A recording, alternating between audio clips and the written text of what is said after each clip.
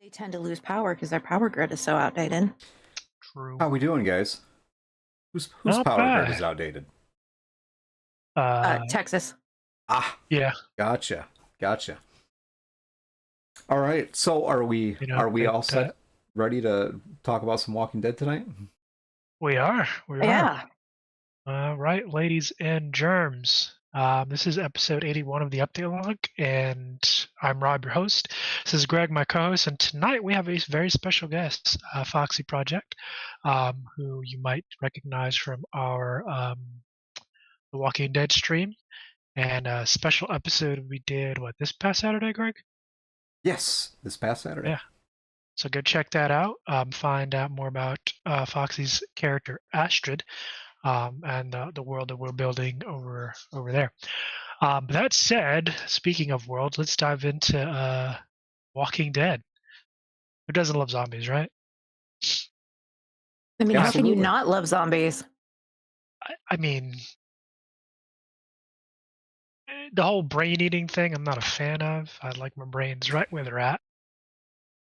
That's a cliche. Well, I mean, you don't have to outrun the zombies. You just have to outrun whoever you're with, and then your brains are safe. Yeah, that's true. Or just don't have any brains. Then you don't have anything to worry about. Assuming facts, not an evidence. No brains found. Yep, no brains found. They can't. Yep. If I have no brain, they can't eat it. That's right. Gee, every time someone says that, it always makes me think of that scene in Walking Dead where Shane shoots what was it, Otis? Mm-hmm. I'm like, man, he did that guy dirty. He did. Especially after he came back for him. That was grimy. Man, I still feel bad. It was very Shane. Oh yeah, justice for Otis. Well, think I of it. think we need some T-shirts. Yes, we need some T-shirts. Justice for Otis. That's right. Otis got done dirty, man. Anyway, that said, okay, let's jump into it. So what would you do if you were in that position, though? I mean, whose position? Otis or Shane? Okay, Shane. Shane's position. In that case, what would you do? If I was in Shane's position, I wouldn't have shot him. He came back for me. Shane was as good as dead, and Otis came back for it. Yeah. Otis could have dipped. He could have left. He could have, whatever. And from what I'm trying to remember, Shane was limping because he had jacked up his leg, right? Yep. Mm-hmm. So was Otis. Okay, I would have told Otis was fine. I would have been, go for the car. I'll kind of slow him down as we can, but take your happy ass and run for the car and come get me. That's it. I would have carried as much as I could, but I'm sorry, I'm not gonna stab somebody in the back that came back for me. Like that's bad karma. I don't want. Yeah. Like somebody was watching, hence why Shane got what he got, but for other reasons as well. But yeah, I couldn't. And if I was in Otis's position, I mean, I probably would have went back for him, whoever was back. I don't know, in my head, and obviously we say that because it's a fictional world, but going out getting eaten alive, I couldn't do that to somebody, not even my worst enemy. That's a level of pain I don't even want to imagine. I don't. I think we don't know what we would do unless we were actually in that position. I mean, realistically, yeah, we don't. I would like to think I would go back for somebody, but I could what, screw that, I'm out. That very well could be the truth. But like to think I'd be like, nah, they, not gonna do them like that. What about you, Greg? I don't know, man. I don't know. Otis was a good person. I think the character was a good person. In the day he made a mistake, but he was a good person. Yeah. I think if I was Shane, I would be. I don't know. I would shoot myself probably. I don't know. Shane was too much of a narcissist to shoot himself. Exactly. True. Exactly. That dude had issues for sure. Credit to John Bernthal for that character because he did it. Yeah. He played it very, very well. He did. He absolutely did. Very well. Made everybody hate him. It's fantastic. Devouring Eye, welcome in. Hey, Devouring. Hi, Devouring.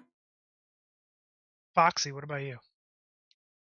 Keeping in mind we don't know what we would actually do, but what would you hope you would do as a person of at least some conscience? I got away with a non-answer, by the way, but that's good. I know you got away with that. Yeah, sneaking in under the radar. Honestly, I think I would try to slow down the walkers and figure out a way for us both to get away, because he didn't even really give it any thought. He was like, no, well, they're chasing us and Otis is cannon fodder, so let's just take him out and I'll run away.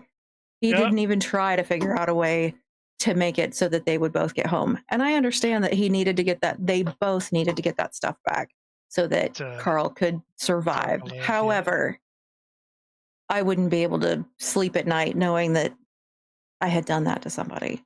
Especially because you could hear Otis screaming in the background. Like, I couldn't live with that. And here's the thing that also kind of annoys me about that particular scene.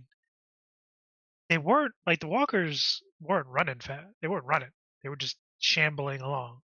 Like, they weren't moving super quick, at least from my memory. I could be wrong. To just, hobble faster. Yeah. Like, at some point, the adrenaline's going to kick in and you're going to move faster because, there are zombies chasing us. Maybe we ought to kick it into high gear. Yeah, I would be like, no, hell no. Maybe we ought to get with it. Yeah, we got to move. But anyway, so the world of the Walking Dead, or the world of the dead, I should say, in regards to the TTRPG put out by Free League Press, awesome company, by the way. We've worked with them quite a bit over the last, was it a year, 2 years? It's been 2 years? Going on 2 years, yeah. Damn. Shit. Mm-hmm. But they have some great games, so I mean, they do. The World of the Walking Dead is one of them, or The Walking Dead is the official title of the TTRPG. Same after the same show and graphic novel. They have tons and tons of different games and worlds that you folks should definitely check out if you are interested. I will actually drop their link to their shop in the chat for you to check out. But that is them. The World of the Walking Dead. So Greg. Yes. You want to start us off? And kind of describe the world that the TTRPG takes place in. Well, the TTRPG actually is pretty wide open to what you want to do. It's really geared around the series and the comic books, but it's also seated in what you know. So right around the area of Atlanta, as far as the world itself goes for the TTRPG, it's wide open to whatever you want to do with it. But they kind of tailor the content to give you that feeling of after everything has collapsed, and so that you're not wondering how do I do this as far as the undead outbreak. The zombies are already there. It's things have already gone to shit. I think it's kind of a melding between the beyond season 1 of like The Walking Dead or Fear the Walking Dead, maybe like season 2, season 3, and some of the video games that are out there. Like like Left 4 Dead or 7 Days, some of those games where zombies are already part of the world. The world's already gone to shit, and you got a lot of threats. You got a lot of different threats. Figuring out how to survive and just how to be. I want to say normal, but that's What is normal? What's normal? Yeah, what's normal now? And here's the biggest question that we can kind of throw out there to the audience and to to ourselves. Who are the real monsters? Is it the walkers, or is it other people, other normal, quote unquote, normal people? Because we see in the show there's some people who have no excuse, but they almost make the walkers seem humane. Like the walkers can't help it; they're just mindless. They just want to eat shit. But I'm looking at you, Governor. Well, and I think that's what makes the story so compelling, is that you've got this threat that is always there. You've got the zombies that are always there, and they are always a threat. But you don't know, walking up to or approaching a different group of people, whether they're going to be friends or foes. You have no idea. Yeah, like living with the walkers, it's like living with any other wild animal. Like a lion is dangerous. A tiger is dangerous. Especially if it's fucking hungry. Like that if you go near a hungry animal, it's gonna try and eat your ass. But again, going back to the human interaction, you don't know this person's literally.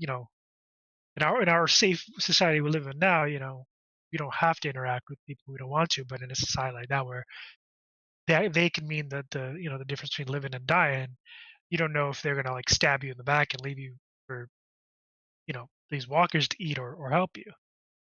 No, I mean, in my opinion, humanity was by far the worst of the threats in that show, and I think that was part of it. That was part of kind of that the interesting aspects of that particular show. But But it one thing doesn't. that you go ahead, Craig. Well, it doesn't necessarily just start out, right off that way. No, yeah, it doesn't. And that's kind of the same. I mean, you can play, as far as the RPG goes. I mean, you could play it that way. You really could. You could create that scenario where more or less your biggest enemy is the other people, the other survivors that are close to you. Or you can play it where you're more like season 1, season 2, where you're a group of survivors just trying to get supplies and things like that, well before you run into other survivors. Kind of giving you the sense that maybe you're the last people in the world. Hey, Lady Magdala, welcome in. Hey, Lady, how's it going? And yeah, sometimes we have to remember to unmute the things. It happens. One of the things sounds like you're having me problems now, Lady Magdala, because I do that kind of shit. Push the buttons. Push the buttons. But we had this conversation off screen, so we're preparing for this particular episode, where the question of how this virus, the wildfire virus, which I learned that's what is the actual name of the virus. Spoilers. Yesterday, I didn't know that. I didn't even know it had a fucking name, but it has a name. Get with the lore, right? Man. Yeah, apparently, right? I need to read more. But there's no patient zero. Like, there's no answer to that question, which I know it's part of the mystique. But for me, that like it irks me. I want to know. I want to know how it happened. I want to know what was like that critical mass moment of, okay, this is a thing now naturally occurring, like something out of freaking Last of Us, which the cordyceps, I'm probably pronouncing them wrong. Fuck mushrooms. I hate mushrooms. They all need to burn. And it was something out of that where like something happened evolutionarily, and we got mushroom people. Or was it like, I don't know. I need an answer, damn it. I need an answer. And the whole alien shit isn't doing it for me. See, my thing is, at this point, it doesn't really matter how it started. It just matters that it is. And you have to deal with that moving forward, because the way the world is in The Walking Dead, as things progress, you will never know. There's not going to be enough scientists and researchers to find the answer to that question. True. I mean, yeah, and I think the show does a really good job of establishing that from the get-go. Because like in the first was it 4, 5, 6 episodes? They get to Atlanta, they get to the CDC, and the guy's like, I don't know, and then it blows up. Mm-hmm. So, like the only logical place that might have an answer doesn't have an answer. Now it's gone forever. Yeah. Well, at least that one. I'm sure there are other CDC So facilities. I think that's just part of the mystique of the whole thing, though, is the fact that I mean, if they come right out with that, if they didn't intend to make it into more of a phenomena, more into a series, then absolutely we're going to come right out and tell you exactly how this happened, because that, to me, that just kind of kills it. I mean, the idea that you want to find out how things happened, but okay, yeah, you never really do, but at least early on you kind of have that sense that eventually they're going to tell me, eventually I'm going to find out something. And it never happens. Never happens. No. Yeah. So Well, I do have a question for y'all, and it's something I post on the YouTube live stream as well. But how do y'all think it happened? And obviously it's speculation, but based on what you know of the the show, the graphic novel, I mean the different shows, there are multiple. How do you think it happened? I think some guy drank rotten milk out of his refrigerator. Imagine something that fucking simple. Dude ate some bad, gas station sushi.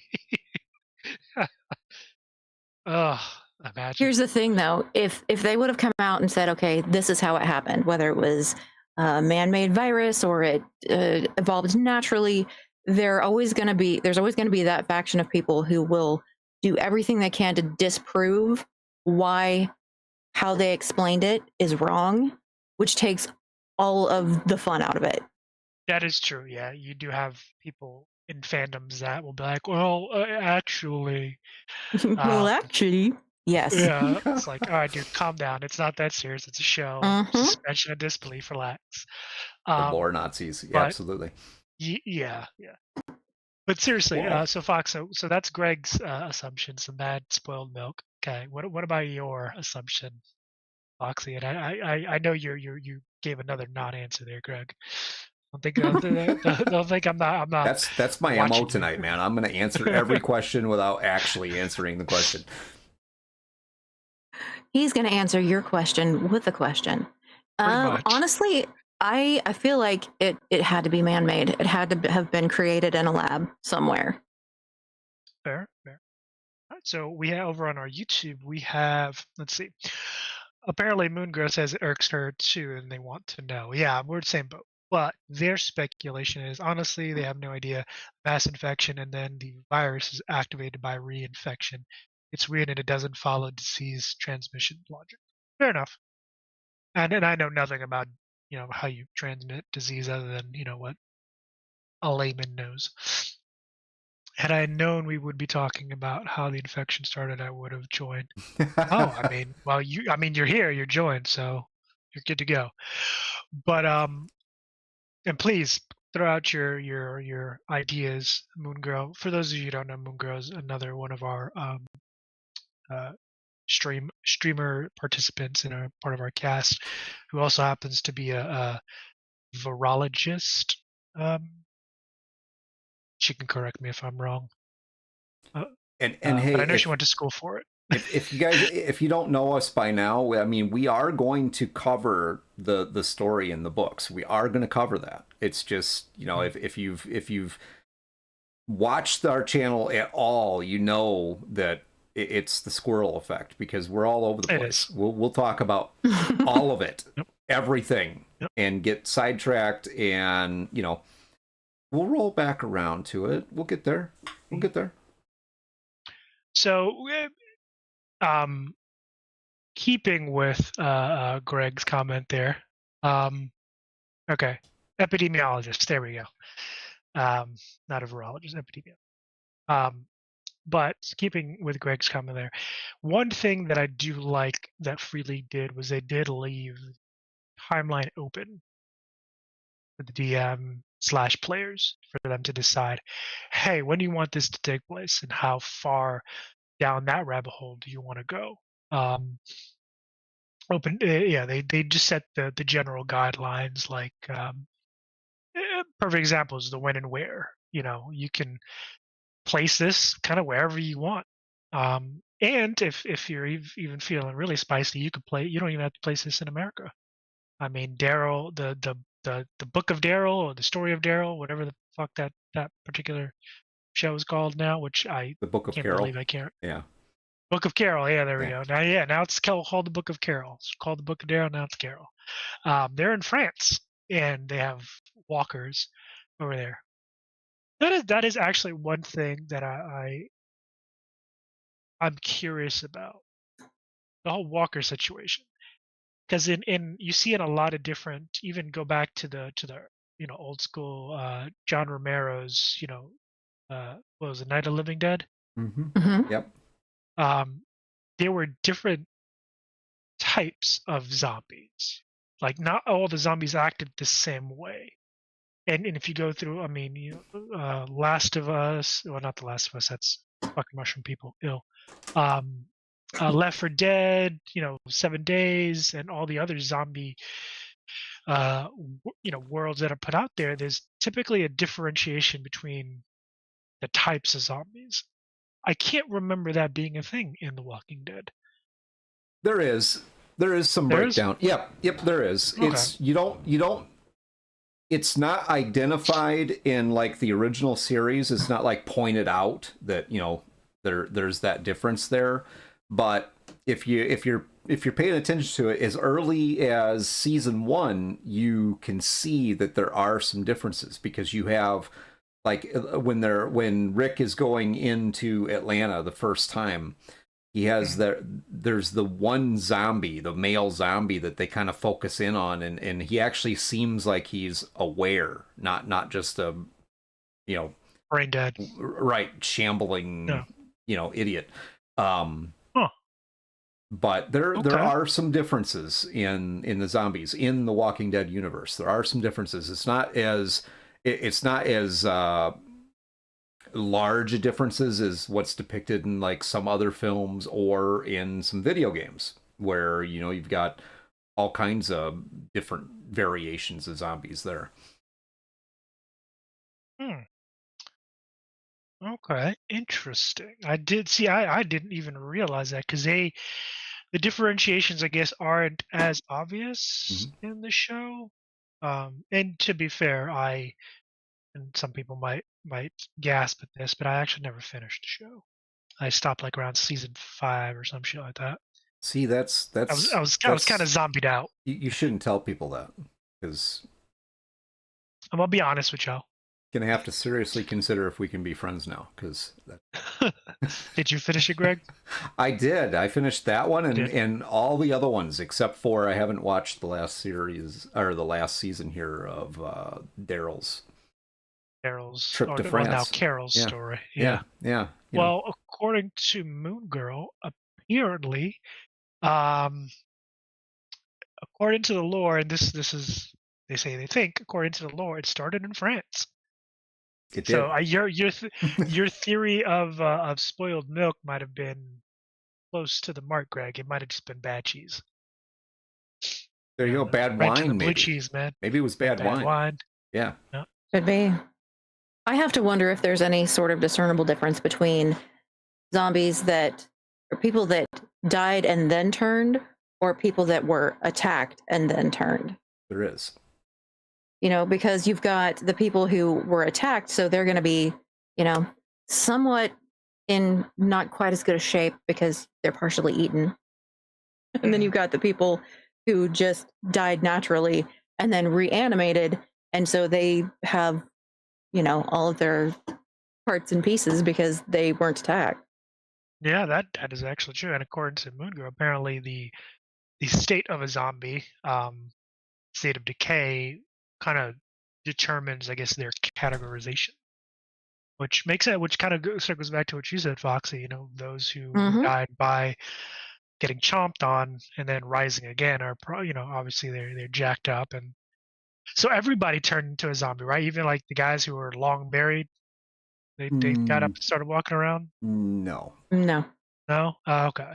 Oh, Well, it depends on what movie it's you're got talking limits. about. Romero's version, yeah.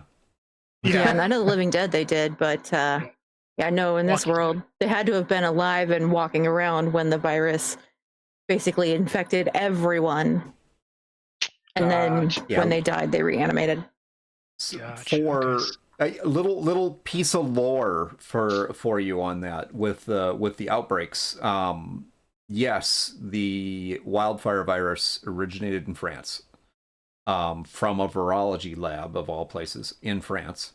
Can't imagine why we would, play around with bacterias and infections and things like that could possibly create a pandemic. I mean, that would never happen, right? Who would do that? Right. So according to Moon Girl, apparently it follows the same starting place as the HIV epidemic. Apparently, the HIV epidemic started in France, as they reported. The first reports came out of France. Yeah, HIV up. Maybe not started, but definitely first reports of. Yeah, first reports. So maybe it didn't start there, but that was definitely the first ground zero. The first reports of the wildfire virus, to establish a little bit of timeline. So the first reports of the wildfire virus in the U.S. were in April of 2010. Yeah, that's when the CDC stumbled upon this weird virus that reanimates people. Nah, I'm good. So anybody out there who's listening, who's fucking with viruses and shit, stop while you're ahead. As far as the game goes, one thing is that you can decide how you want to do that. I mean, that none of that is dictated in the game system itself. That's entirely up to you and your players. You can create your own scenario when it comes to that. I mean, you can decide for yourself where, if you want to tell a story about where it came from, tell a story about where it came from. Tell a story about Patient Zero, whatever you want to do with that. If you want to create variations as far as the zombies go, you can do that too. Yeah, you might have to do a little homebrewing with that we're actually going to talk about the combat system a little bit later and what it's like for you and I if we got stuck in the middle of a zombie horde and how we fight them. Yeah, I had to fight them off. Yep. Nuke them. Yeah, I talked to God, Rob. He told me that he's pretty sure he can get me out of that zombie horde, but he also said he's pretty sure you're fucked. Can't win them all. All right. Okay. I guess I'll just have to shoot Otis then. Oh, and the truth will set you free. Shane. Justice for Otis. Justice for Otis, man. So we didn't make that into a t-shirt. So one really big thing, we kind of talked about this already, but like the outbreak piece is not dictated in the books, and I like that because it does allow you can use the lore if you want to. There's a very large wiki out there which covers a lot of basically all the information from all the series is combined, and it's a lot of the questions we've been talking about are kind of covered in there. But here's the thing about a wiki. A lot of it's opinion-based based off of what people are seeing on the shows and what they think is going on. Some of it is directly coming from Robert Kirkman and his group. Did this virus actually start in France? I don't know. Who knows? Or was France just on top of it and actually reporting things the way they should be reporting it because they saw something funny? Same thing with HIV. Quite possible. Yeah, quite possible. And I like the fact that they're doing like the latest show, the book of Daryl and Carol are now taking place in France. So I think some of those questions might be answered. in these these next couple of or however long they do it.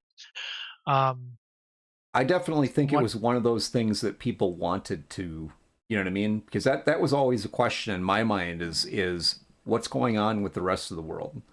Um, Oh yeah.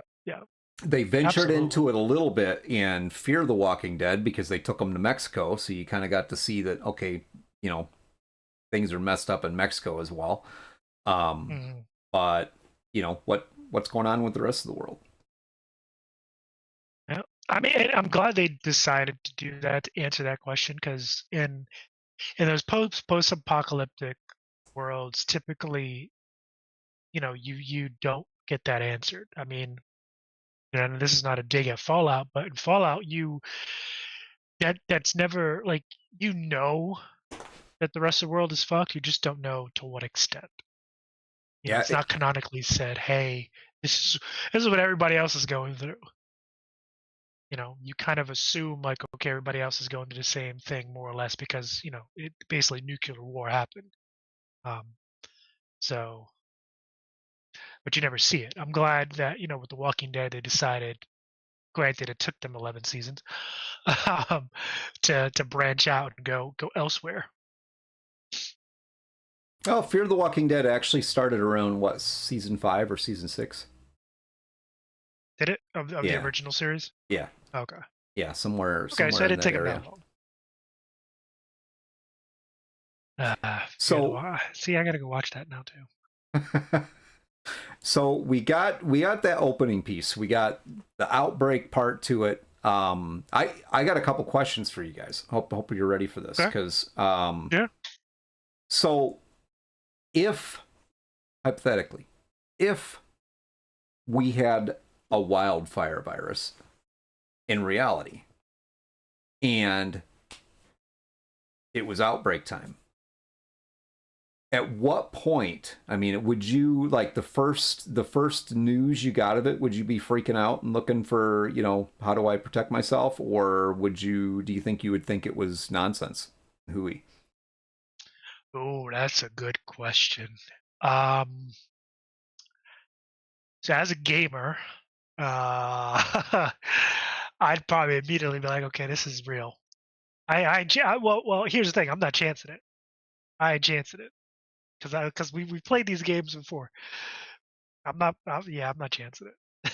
How Rob's about gonna go buy all the toilet paper All the and all of toilet the paper, ammo, all the paper roll, all the paper towels, all the ammo, yeah, all the hand sanitizer. all the TV dinners, everything. I'm pulling up to Walmart with a truck with an 18-wheeler, just taking everything. Just load it up, boys. Yep. depends on what is said, Moon Girl says, and I think that's probably where I'm at too, is I mean, Mm-hmm. for as much as I love the genre and I get into the horror and the sci-fi stuff, I think if somebody really started talking that way, and maybe there was, whatever, pirate news broadcasts or whatever about zombies in the streets, I think at first it would be disbelief. I'd just be like, yeah, right. Uh-huh. Yeah. Yeah. I can't say here and say I wouldn't be like, that's bullshit. Yeah. But well, also I okay, for the second conversation, if let's say we heard it and it was legitimate, and it was confirmed legitimate. I don't think even then I would be too worried because I know the response, at least from the U.S. government, and it would be tragic in a way, but uh, effective. Let's just put it that way. Kill everyone. Pretty much. I mean, Wherever that outbreak is, if it was not containable, they would wipe that off the map. The unfortunate part to that would be that they would have to wipe the map off the map because it's not contained. If we're going based on the wildfire virus, That's true. Yeah, it's not containable at all. Everybody's infected. right. Well, So the minute somebody dies, you're going to have another outbreak somewhere else. So that's the thing that always got me about that aspect of the show. How is it like how does it spread? Because even and again, I mean, Moongirl, you can chime in on this. Even if it's spread, let's say aerosolized, you drop a tactical nuke on that. I don't care what. There's nothing living that will survive that. I mean, it's shown. The only thing that survives that are like 3 things in nature. Roaches being one of them. Like just the physical damage and just everything gets atomized. You're gone. So I don't know. Like that's always the thing that kind of like bounced around in my head. I was like, wait a minute, how is this shit transmitted? Is it just like one day in the air and we all breathed it in and that's it? Like that's it? It's in the milk, man. I told you. It's in the milk. Yeah, you're right. You're right, Greg. It's in the milk. Well, and then when you consider cows. that it could have been being if it was airborne and it was being transmitted person to person, it could have been being transmitted for months before somebody True. actually died and reanimated. So it's kind of like the past pandemic. People were infected with it for potentially 2 weeks before they ever showed symptoms. Right. Yeah, at that point, yeah, if you're not showing symptoms at that point, yeah, it would spread beyond the point of containment. Even with drastic measures. Even with the common cold, you're typically sick before you start showing symptoms. Well before you start showing symptoms, you are contagious. So. And you know what? Just stay away from me, all of you. Stay away from me. Can't trust it. Can't trust it no more. Add masks to your Walmart shopping trip. No, fuck masks. Give me a hazmat suit. I'm just gonna walk around with a hazmat suit everywhere I go now. Wow. Yeah. I'm gonna laugh if I see you at GaryCon walking around in a hazmat suit. I'll be disappointed if you don't. You said that's actually not a bad idea. I mean, you'd skip out on the con crud, that's for sure. Oh yeah, seriously. That's seriously worth considering. You know what? You know what? It's not the milk. It happened at a con. I bet you dollars to donuts happened at a con. All started at a gaming convention. Got it. Yeah. I mean, valid. And anyway, if you know, you know. Anyone who's been to one, you know exactly what we're talking about. It's not just gaming conventions. Let's be clear about that. Anywhere conventions in general. Large numbers of people gather, right? Mm-hmm. Yeah, it's all conventions. We all tend to share our whatever we've got with each other at that point. That's go ahead, Greg. Well, I was gonna move us forward just a little bit, but go for it. But yeah, I like this kind of discourse that we're having about the outbreak because again, yeah, it's never answered. It's never explicitly, and obviously it's by design. You know, I'm sure they've dropped a couple red herrings in the show as well. You know, like, hey, this might be it, or this might be the thing. So it's interesting that I don't know if you want to tell the audience. I think it was Foxy, you brought this up. I think it was either you or you, I can't remember, where the author of The Walking Dead kind of gave that non-answer that Greg is using. How did that happen again? Oh, was it you, Foxy, or no, it's Greg. The non-answer that the author gave? I think it was like in an interview or something. Oh yeah. So yeah. that was when pressed on it. Robert Kirkman actually did give an answer to it, but his answer was more or less a joking answer. And you know, in answer to the question of how it all started, he said that early on the team and him had a running joke that it was Alien. So yeah, it was Alien. That's the way he put it. Yeah, so a non-answer. Right. What is it? Honestly, that's the you know, and from a standpoint of creating story in the Walking Dead universe, I mean, it's perfect. Why, you know, I get it. Everybody wants to know what it is, how it happened, but that's part of the driving factor to me is, you know, absolutely. I'm not ever going to tell you what it is. Yeah, it's keeping people, you know, wondering. Yeah, absolutely. Right. Though I will say this, he said aliens, and I don't know if he specifically meant alien, like the alien, but that would be an interesting point of contact between the two universes. Obviously that's a huge leap, but if anybody from either universe is listening, maybe something there. Maybe something there.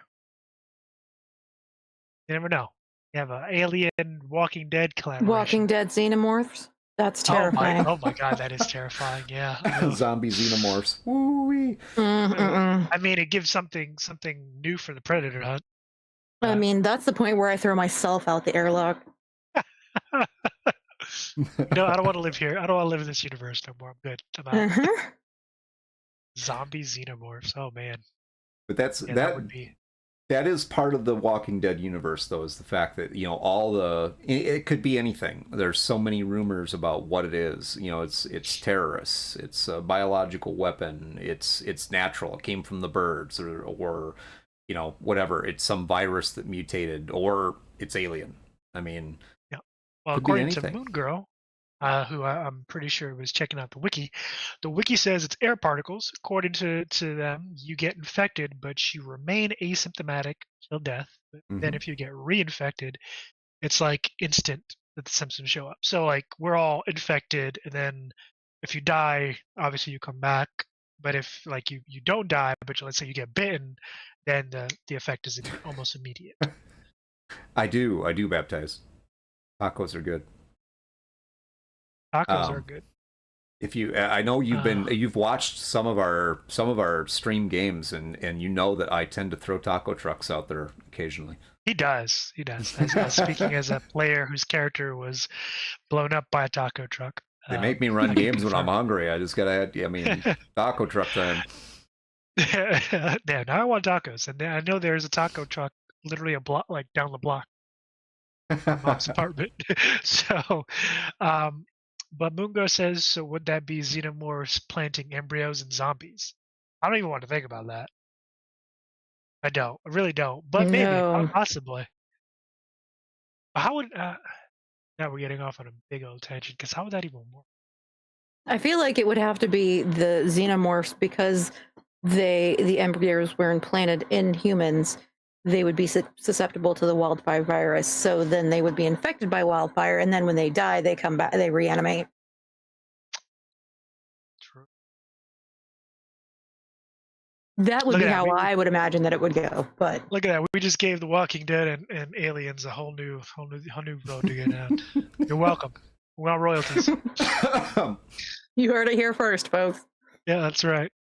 Hey, and by the way, there is a new. There's an updated version of Alien that is releasing. The Kickstarter is starting in March, right before GaryCon. So, and we may be able to demo some of that product at GaryCon. Maybe, don't know yet.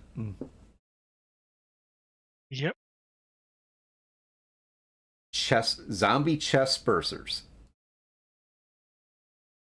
Oh no! Oh, that's nightmare fuel.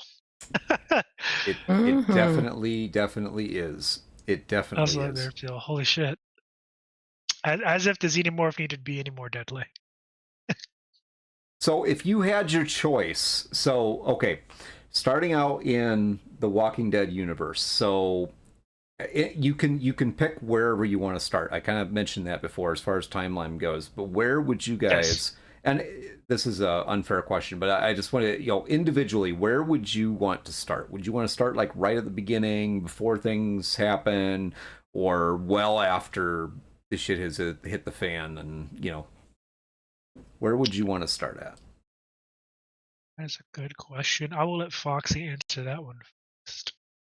I think I would want to start kind of a little past the beginning, so that there's still resources that are easy to find to begin with, because you're going to have to get your haven built up and everything sort of fortified there. You're going to have supplies, and I think starting out and moving people into this world, it would be easier if they're not having to struggle from the very beginning to find the things that they need to survive.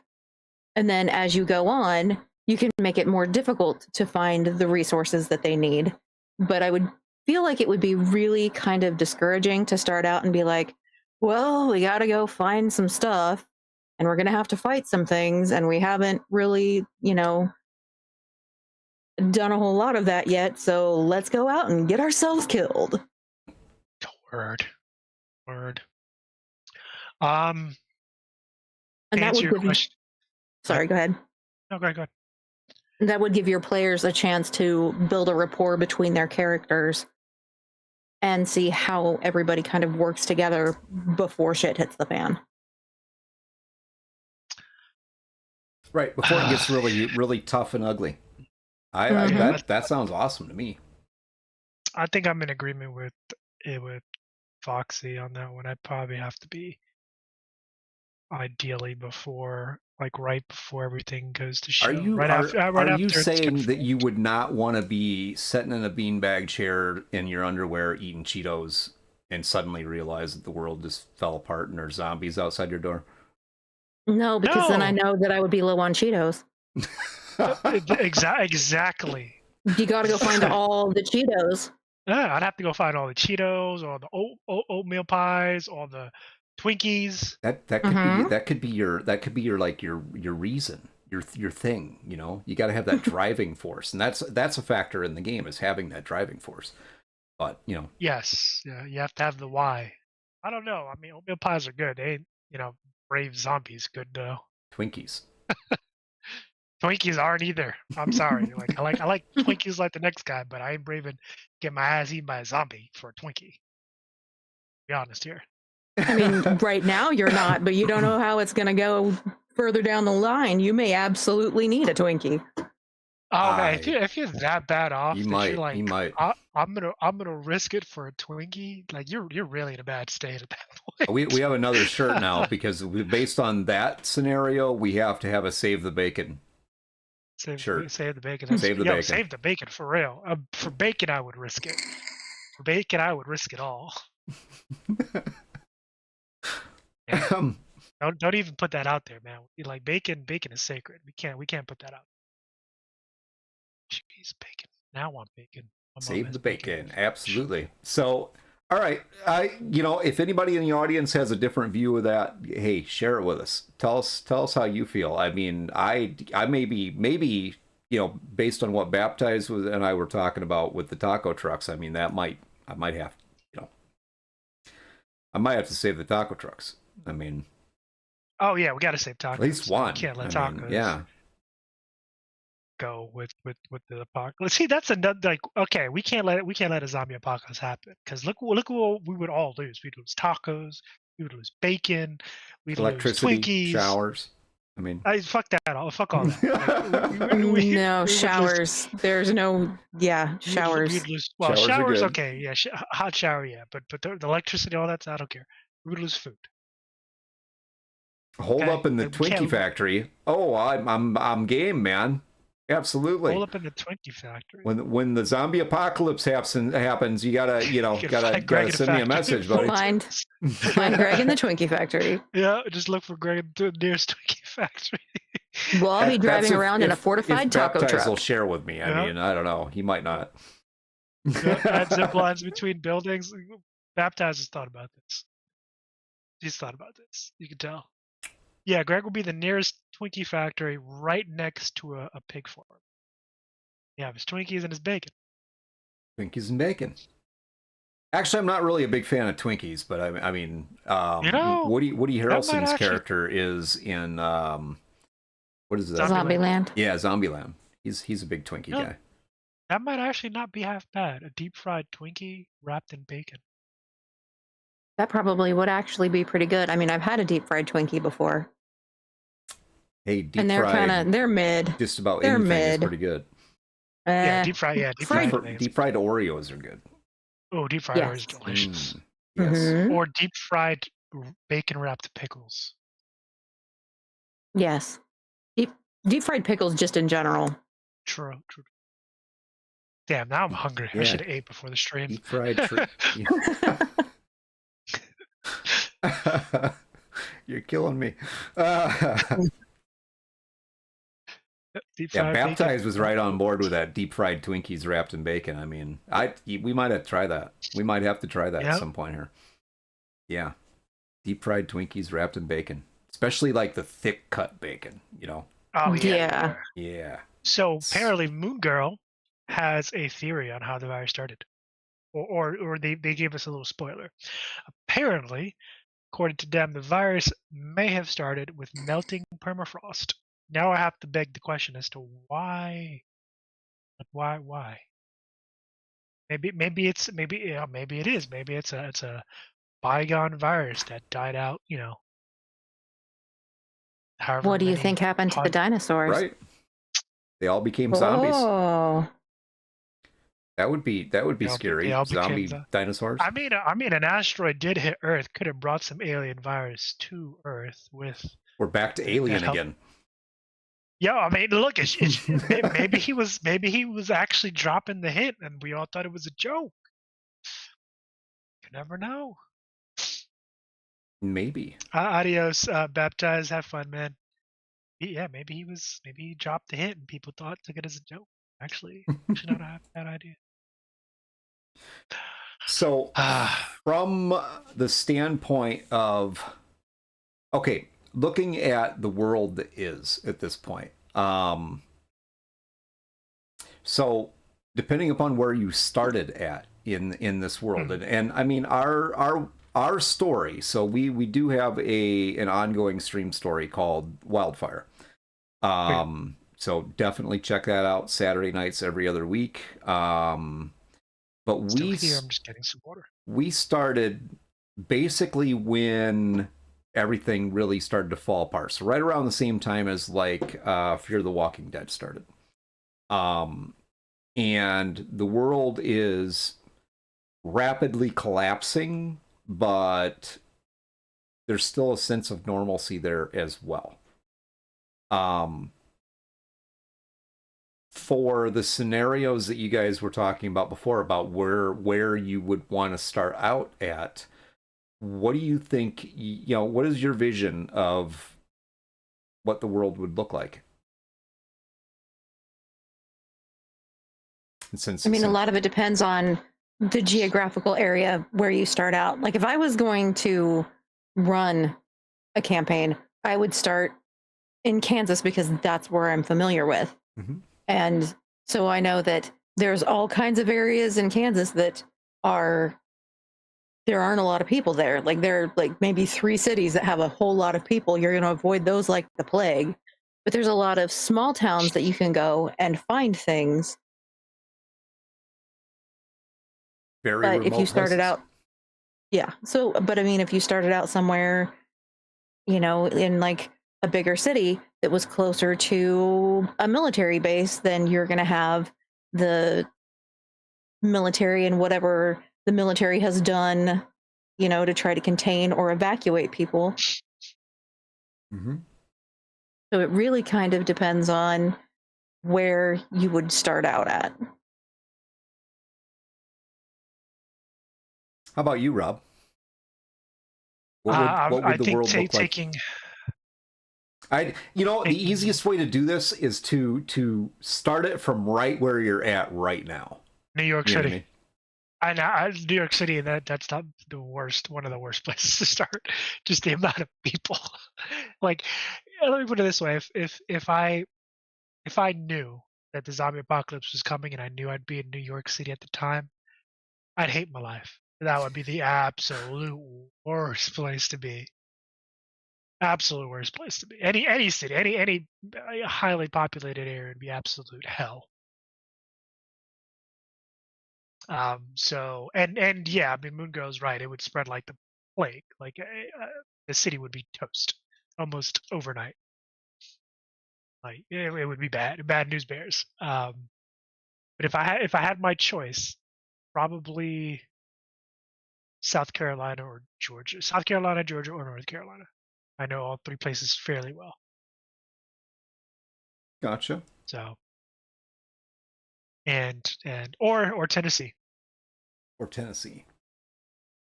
I think that's a tendency if people don't, because you can start it anywhere you want to. The book itself actually gives you everything you need to start in the Atlanta area.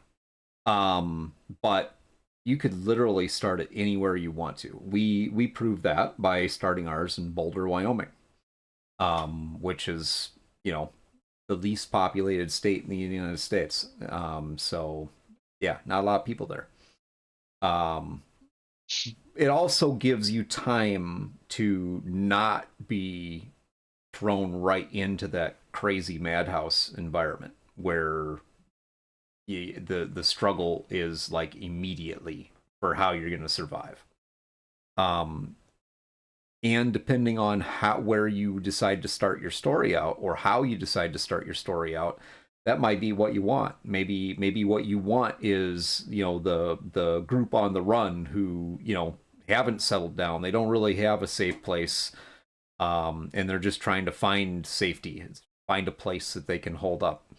Ideally, as far as the game goes, there's a couple of options that you have, but you can start out with what's called a haven right from the beginning, and we'll talk about that too. We'll kind of explain what the havens are here in just a little bit. Got the struggle. So how much value, obviously in the movies and in the shows, it really depends on who you talk to, because I mean, or who you're watching, because how much value do you think Shane actually put on life other than his own? Depends on when it is. At the beginning, I think he put a decent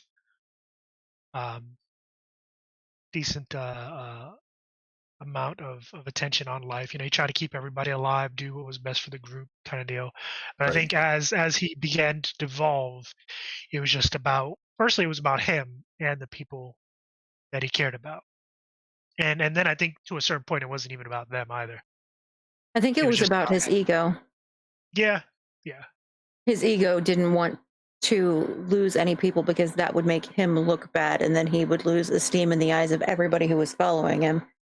So that was kind of his push to keep people alive was, you know, if I lose people, then it makes me look bad. Yeah. That is a very fair point there. How about Carol? How much value do you think life has to Carol?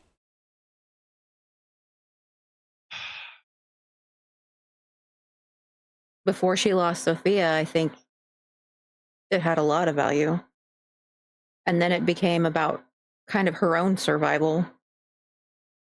And I mean, and for good reason, considering if you absolutely. If you know the character, you know, she came from the bottom. You know, she was kind of struggle busting the whole way through until she kind of found herself and found her footing as a person living in this particular new world.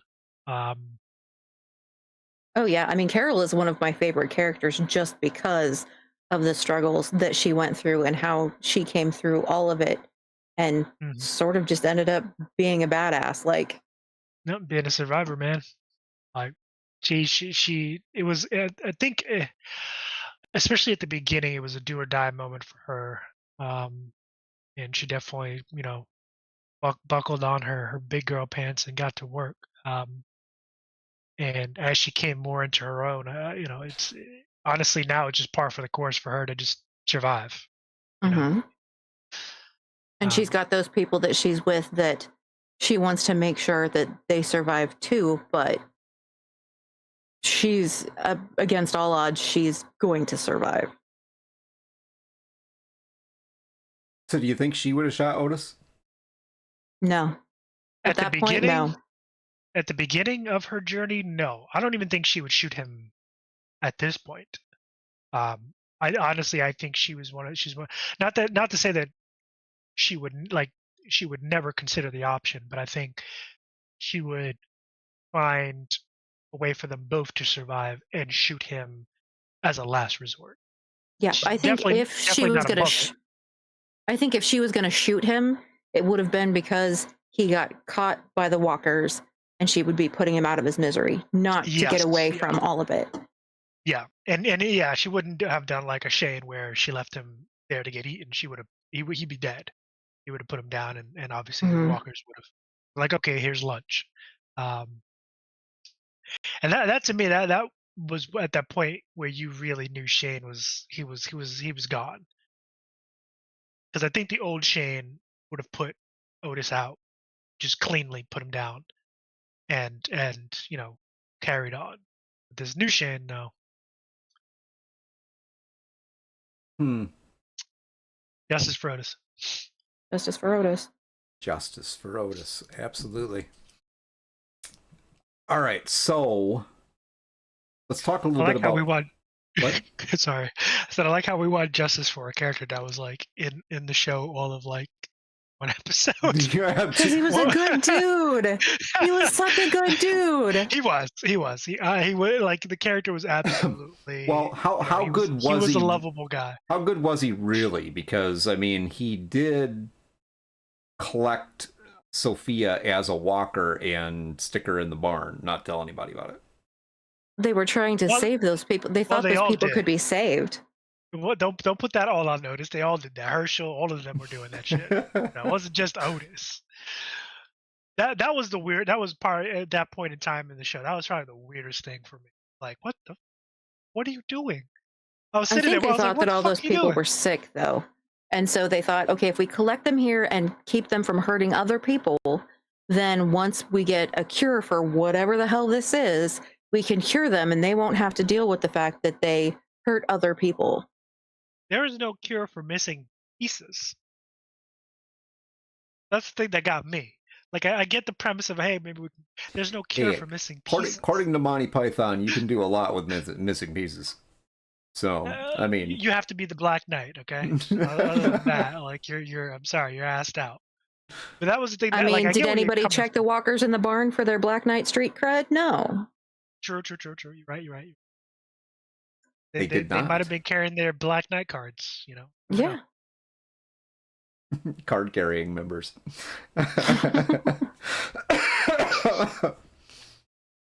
So there's a few things to know when it comes to walkers in the game. So or the recently deceased, or the name piece to it, because there's a lot of different.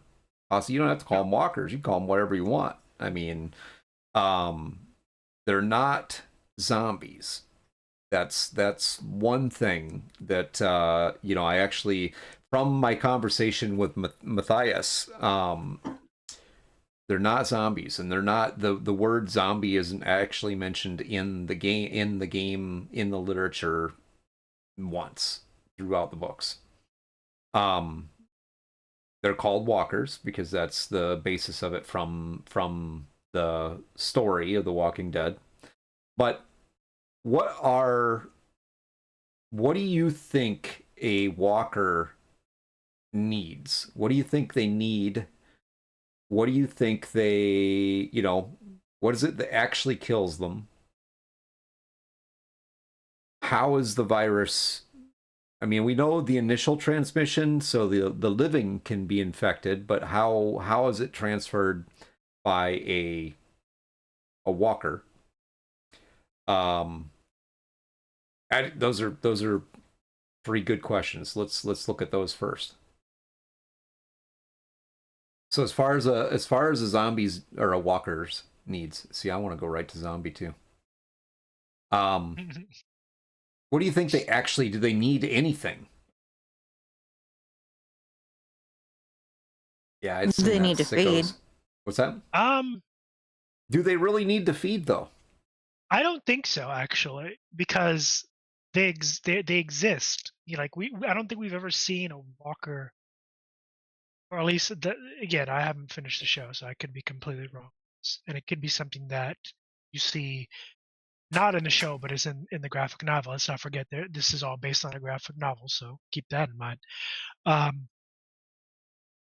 Where an instance where a walker is like locked up and dead because they haven't eaten. Like their instinct is to eat, but do they really need to eat to survive? I guess maybe the virus takes over the part of their brain, and so the virus knows that in order to be transmitted the way that it wants to be, it needs to attack humans. So it forces the zombie or the walker to attack other humans. Yeah, to specifically attack humans that are not infected. Yeah, I mean that's actually an interesting. But they don't only attack take. humans. They attack anything that's living. So they'll eat anything. Yeah, that's True, true they attacked. because No, go ahead. Go ahead. well, because they when they went back to get the deer after Otis shot Carl, a walker had started eating that deer. So So my question, actually, this is to Moon Girl, being an epidemiologist and knowing about viruses. Can viruses differentiate like that way? Like, is that a thing? Like, can a virus? I mean, in the context of this universe, you're like, okay, that's similar. That's another one of me, and that's not. I'm gonna go bite that thing. Be a dog or like a living dog or a human or a bird or whatever. That hasn't been infected. Is that like a thing? Curious now. well, As and it when you is. think about it, it's not necessarily the virus, but the walkers don't attack each other, but they will attack humans that are in their midst. Mhm. But if a human is covered in walker guts, they're safe. That's Ish. true. They're safe to a certain point until because I think because I remember watching something about that aspect. I think I had gotten to the point in the show where they started doing that, and it works up to a point because I think in some of the episodes where they did that, like it showed the walkers like fused. Like, wait a minute, this smells and looks like me, but it's different. So Mhm. there's some sentience in. I'm wondering if like that's the virus, being able to tell or something. Well, Hence my question to right Moon in Girl. episode 2, you actually Morgan's dead wife actually comes up to the door and tries to open the door, and Morgan actually talks a little bit about that, how they seem to retain some residual like memories. It's it's not really truly an intelligence. It's just there's something there, and that particular walker knew that to open that door you had to do something with the handle, so it grabbed the handle and started turning it. And in one of the early episodes when they're in Atlanta, one of the walkers actually picks up a stone to start beating on the window. Yeah. Interesting. Interesting. So how long do you think it takes when it comes to an infected person? And we've established everybody's infected. How long do you think it takes for an infected person to turn? That's a good question. I don't have an answer to. Because I want to say that is like something that was stated in the show, but I don't know. I know they talked about it when Jenner's wife died, because they had I believe it was an MRI of her brain going, and then when she died, and then it showed it reanimating. But I don't remember the time, like the timeline. The time between death and reanimation. Gotcha. And Moon Girl says, in terms of intelligence-wise, no. But it develops. So I'm assuming she's talking about the virus where it develops kind of mechanisms to transmit itself. But as far as being able to tell if like someone is infected or not, no virus is at that point yet. If you want to hop on, Moon Girl, I will. Yeah, it's entirely up to you. Give me a moment here. Go, you guys keep going. I'll just set this up in the background quick. Okay, but yeah, so I don't know. I want to say, well, I mean, because so we've seen. I know we've seen. Remember that instance where Merle dies, where he finally dies. I would imagine, a couple hours go by, because I know him and his brother get into something. Merle, saves his brother and has him go ahead. He dies, and then later on, I would say maybe in a couple hours or whatever, Merle comes back. So at least within the same day. Okay, in a so the 24-hour wiki period. says deceased host can reanimate anywhere from 3 minutes to 8 hours after death. Okay, so yeah, almost instantly. Yeah, I wonder what determines the quickness of your transformation. I would almost think if you were bitten and died, you would reanimate faster Or it's like you get a double over dose. just natural death and then reanimation. That Yeah. would be my thought. No, I mean that's fair. It's like you get a kind of double shot of the virus, and it's like, oh, Mhm. time to go. Here's the thing that always got me, that the show no one ever thought to do. You want to know what have been the best defense against walkers? Not guns. Daryl was on the right track. Arrows, but I'm not talking arrows specifically, but that kind of analog weaponry. Take a horse mace, like a flanged mace, swing that shit 50 million times, it won't break. Especially against, skulls that are already deformed and weakened, Mm-hmm. and kind of like pile. Oh yeah, take medieval armor. I would have took on a leather jerkin, a gambeson, chainmail, van braces, the whole nine. I would have looked like I walked out of fucking a fantasy Ren fair or something, and would have had a hammer in one hand and a buckle in the other, and I would have went to town. Because they can't shoot through metal and thick leather. Like if you know anything about medieval armor, that leather is thick. There's no way they could shoot through that. And he'd have his Black Knight street cred in his back pocket. Hell yeah, hell yeah! Look at that. I'm one step ahead of y'all. I'm breaking into the Natural History Museum and stealing me a piece of armor. It always surprised me that they didn't do more of that. Yeah, they didn't.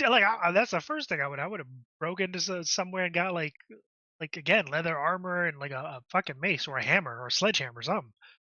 Because it won't the sledgehammer eventually the shaft will break, but that takes a while, and it's silent, so you're not attracting attention, and you take a 8-pound sledge, 10-pound sledge, done, like just one swing, whap, it's done. And make sure you've got a lot of Tylenol stocked up, because you are going to be sore the next morning. Yeah, right. That's true. But yeah, like that. I mean, that's what I would have personally did. I would have dispensed with guns. Guns I would save for like other people. Zombies would get the hammer.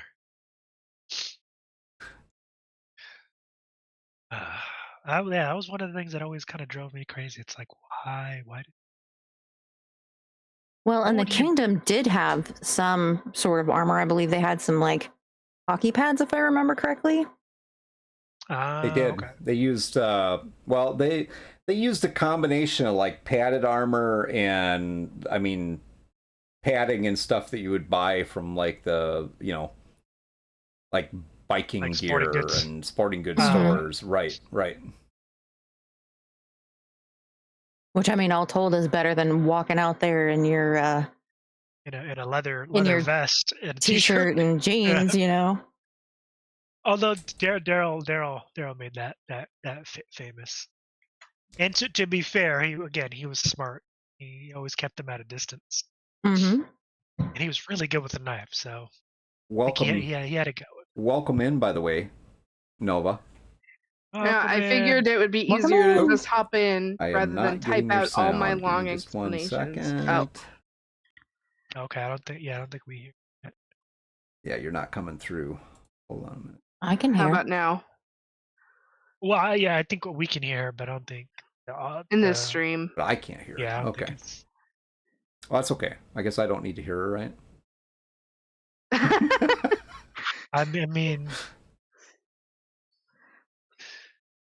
I mean, am not going to mess with sound right now. Stream. So. We're good. I just realized I can't hear you. Well, can the stream hear me? That's the question. That is the question. Let me unmute. Keep talking. Okay. But yeah, so as far as viruses are concerned, you can't, like, they can't differentiate between who's infected and who's not. The stream can hear you, at least through stream can, Twitch. Right? Yeah. Okay. Yeah. Perfect. Good. That's the main thing. They can hear. We're all good. So the thing that interests me about this virus, though, is the reinfection aspect of it. As when you get bit, when you get scratched, all of a sudden your infection is accelerated, which doesn't make sense. Is that I was gonna say, is that something like that actually that can happen theoretically? Is that how viruses work or can work? Not while it's actively happening, because if you're asymptomatic, you still have the virus in your system. Your body's used to it, right? So if you get reinfected with the same variant of the virus, it's not going to do anything. It's like there's just more of it, so it's not really. Yeah. Oh, okay, so it's like fair enough. But to be fair, this virus is not based on logic. So. No, obviously not. It's for a show, and a graphic novel. So yeah, you gotta suspend disbelief there. But it's interesting to discuss it because, I mean, again, you know my issue with mushrooms and that shit. All the cordyceps need to die. Said what I said. And that whole aspect of things, that like there are things in nature naturally occurring that can take over the functions of a sentient being. There are. So it's interesting to have that discussion. Like, okay, is the zombie virus something that we can make? Should we even be thinking along those lines? Should anyone even be contemplating this? I'm sure someone is. Well, and could it be possible that the virus mutates once someone dies with the virus in their body? So then it mutates, and so when a walker bites someone, they get infected with the mutated form of the virus. Potentially. Or it could be like something about it accelerates your immune response, and so your body goes into overdrive. What's interesting too is that the symptoms leading up to death, because it's not it is and it isn't the virus that kills you, right? When you've been reinfected, because it's the symptoms that kill you. It's flu-like symptoms. We know people can die of the flu, and usually they die because of high fever, dehydration, all that lovely stuff. And so that's how I kind of see it, is that it's these symptoms that you end up getting that make you sick, that end up killing you, and especially when you don't have modern medicine. But I mean, they've proven time and time again that this isn't really treatable anyway. So the general theme of The Walking Dead is like, you fucked either way. Like, see, that's what gets me is that you can't control the symptoms. Like,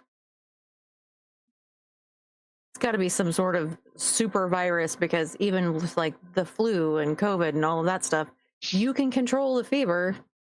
You can control the cough. You can, so that's the fact why that I now that I'm thinking about it, I almost think it's your immune system goes into overdrive.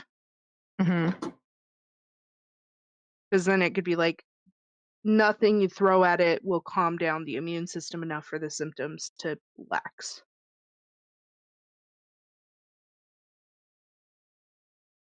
Yeah, I mean, that makes sense to me. Yeah. Interesting.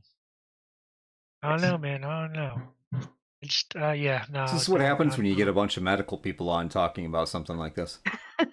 I look. I'm just saying, if I ever get bit, just put two in the back of my head, call it a day, okay? just make it clean. Don't let me go out like Otis. I love discussing zombie viruses. I think they're really cool. Like, especially The Last of Us. That is one of the most kind of realistic version. Not too much. There's a lot of steps that has to happen before cordyceps can jump to Oh, human beings. But also, like, fuck 28 Cordyceps is Rob's Beetlejuice. 28 I days later, swear to 28 God, I will weeks nuke 'em later, all. the mutated rabies virus also makes a lot Mhm. of sense. But are those really zombies? Because they're not dead people. They're just Those are technically not Mhm. dead people. zombie-like. Nope, no, hell no. Is this mushroom people? Nah, fuck out of here.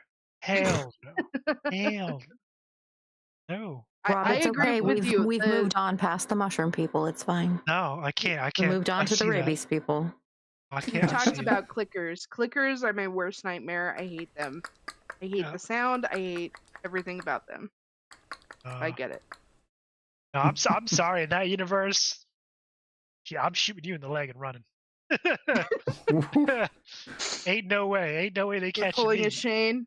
Hell yeah. That's every man for himself.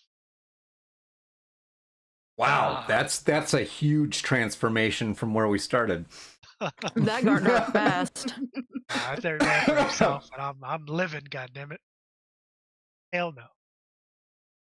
Have you seen that? Look, they sprint. They whole ass track stars. I mean, it's like World War Z. So they That's sprint another one. too. Yeah, that's another one. Yeah. I there's actually I think there's a tangent. There is I think they're making part 2. For World War Z. It's in discussion. Yeah, I think it's either in discussion or it might be moved to pre-production. See, I I'm think excited. World War Z, in terms of the book, would be better as a TV series because it's Agreed. written like newspapers and journals and stuff like that. So it would be interesting to see that. Yeah, I agree. I think it would be better served if they did do it as a TV show with like Brad Pitt and people from the first movie. That's just my 2 cents, but I agree with you on that one. Same. I'm glad they're doing. Was it 28 years later? This is the name of the. Oh the yeah, that's gonna be Ooh. freaking cool. I'm excited. I'm so glad that they finally picked that project back up, and Cillian Murphy is coming back. Fantastic actor. Go watch him in Peaky Blinders. They had to wait 28 years, right? No, it hasn't been. Yeah, that had to long, wait. but- They didn't no, have to, but it's kind of cool that they have waited almost 28 years, right? How many years has it been? I don't think it's been that bad. It's been probably close to 18 to 20? 20, I bet. 18 to 20. Yeah. I could see it being like 20, but I mean, it's still, it's interesting that they've waited that long for it.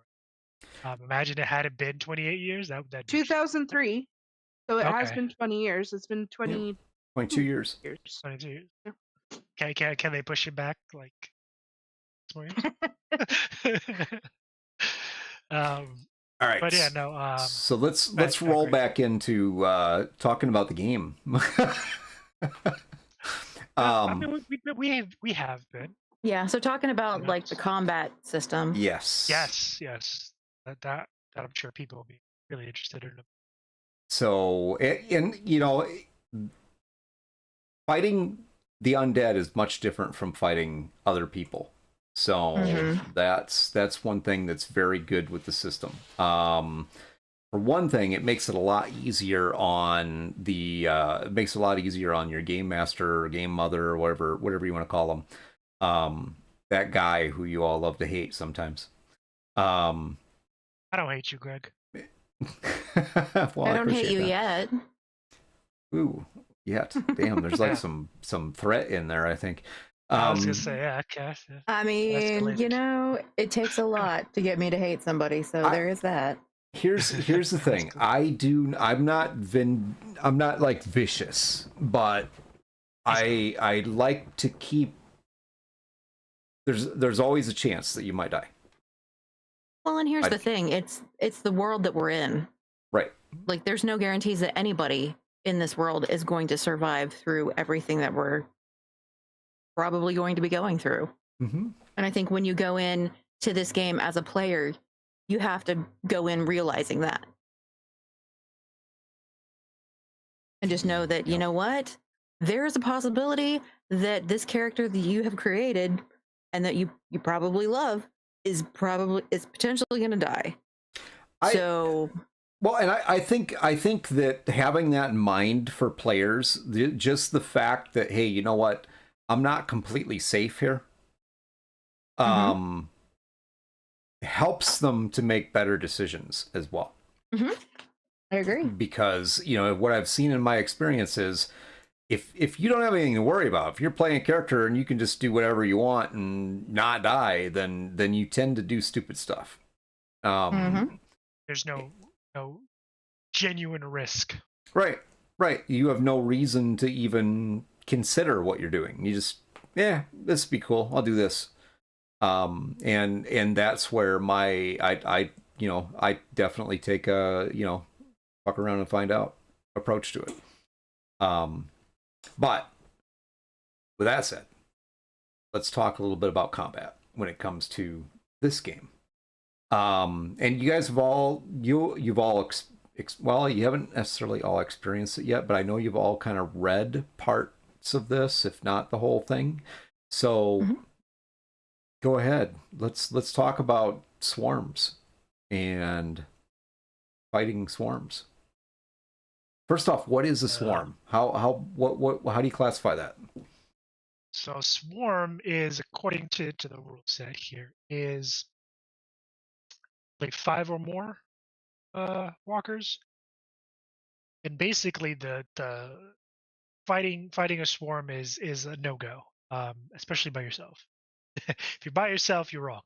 But fighting a swarm is not something you want to deal with, because it could start with 5, but I believe according to the rules that can change very, very quickly, and it actually tends to happen where those 5 will become 10, will become 20, and 80, and so on and so forth. The more there are, the more will come, essentially.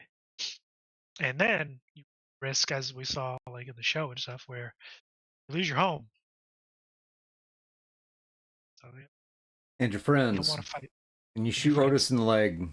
I mean, look, you lose Or the bacon. choose not to shoot Otis like in the leg. That's the most important thing. You lose the bacon. Just talk to death again. And then you shoot lose the them to taco death. trucks, and it's all downhill from there. Yeah, if you say lose it's the not taco so. truck, that's it. So, but yeah, fighting a swarm is not something anyone wants to, especially solo. But even with the group, it's still a dangerous endeavor. But and now I'll let Foxy take this over. What's the next question there, Greg? Do you have anything to add to that, Foxy? Because I think, when it comes to swarms, there's a lot of content there when it comes to the combat piece and the combination of how it works. And yeah, because as you get more and more walkers, then the threat level is going to increase, and the more stress you take on if you are trying to fight them. But then there's always, just trying to get away. Right there, that's a dynamic that is new for this system. It's used in other Year Zero games as well, but that threat level piece really determines, how likely you are for the walkers to find you, to attack you. And it can also really impact the swarm size. I mean, you could have some really huge swarms really quickly. Find yourself in a really bad spot. So what are some things that influence that threat level?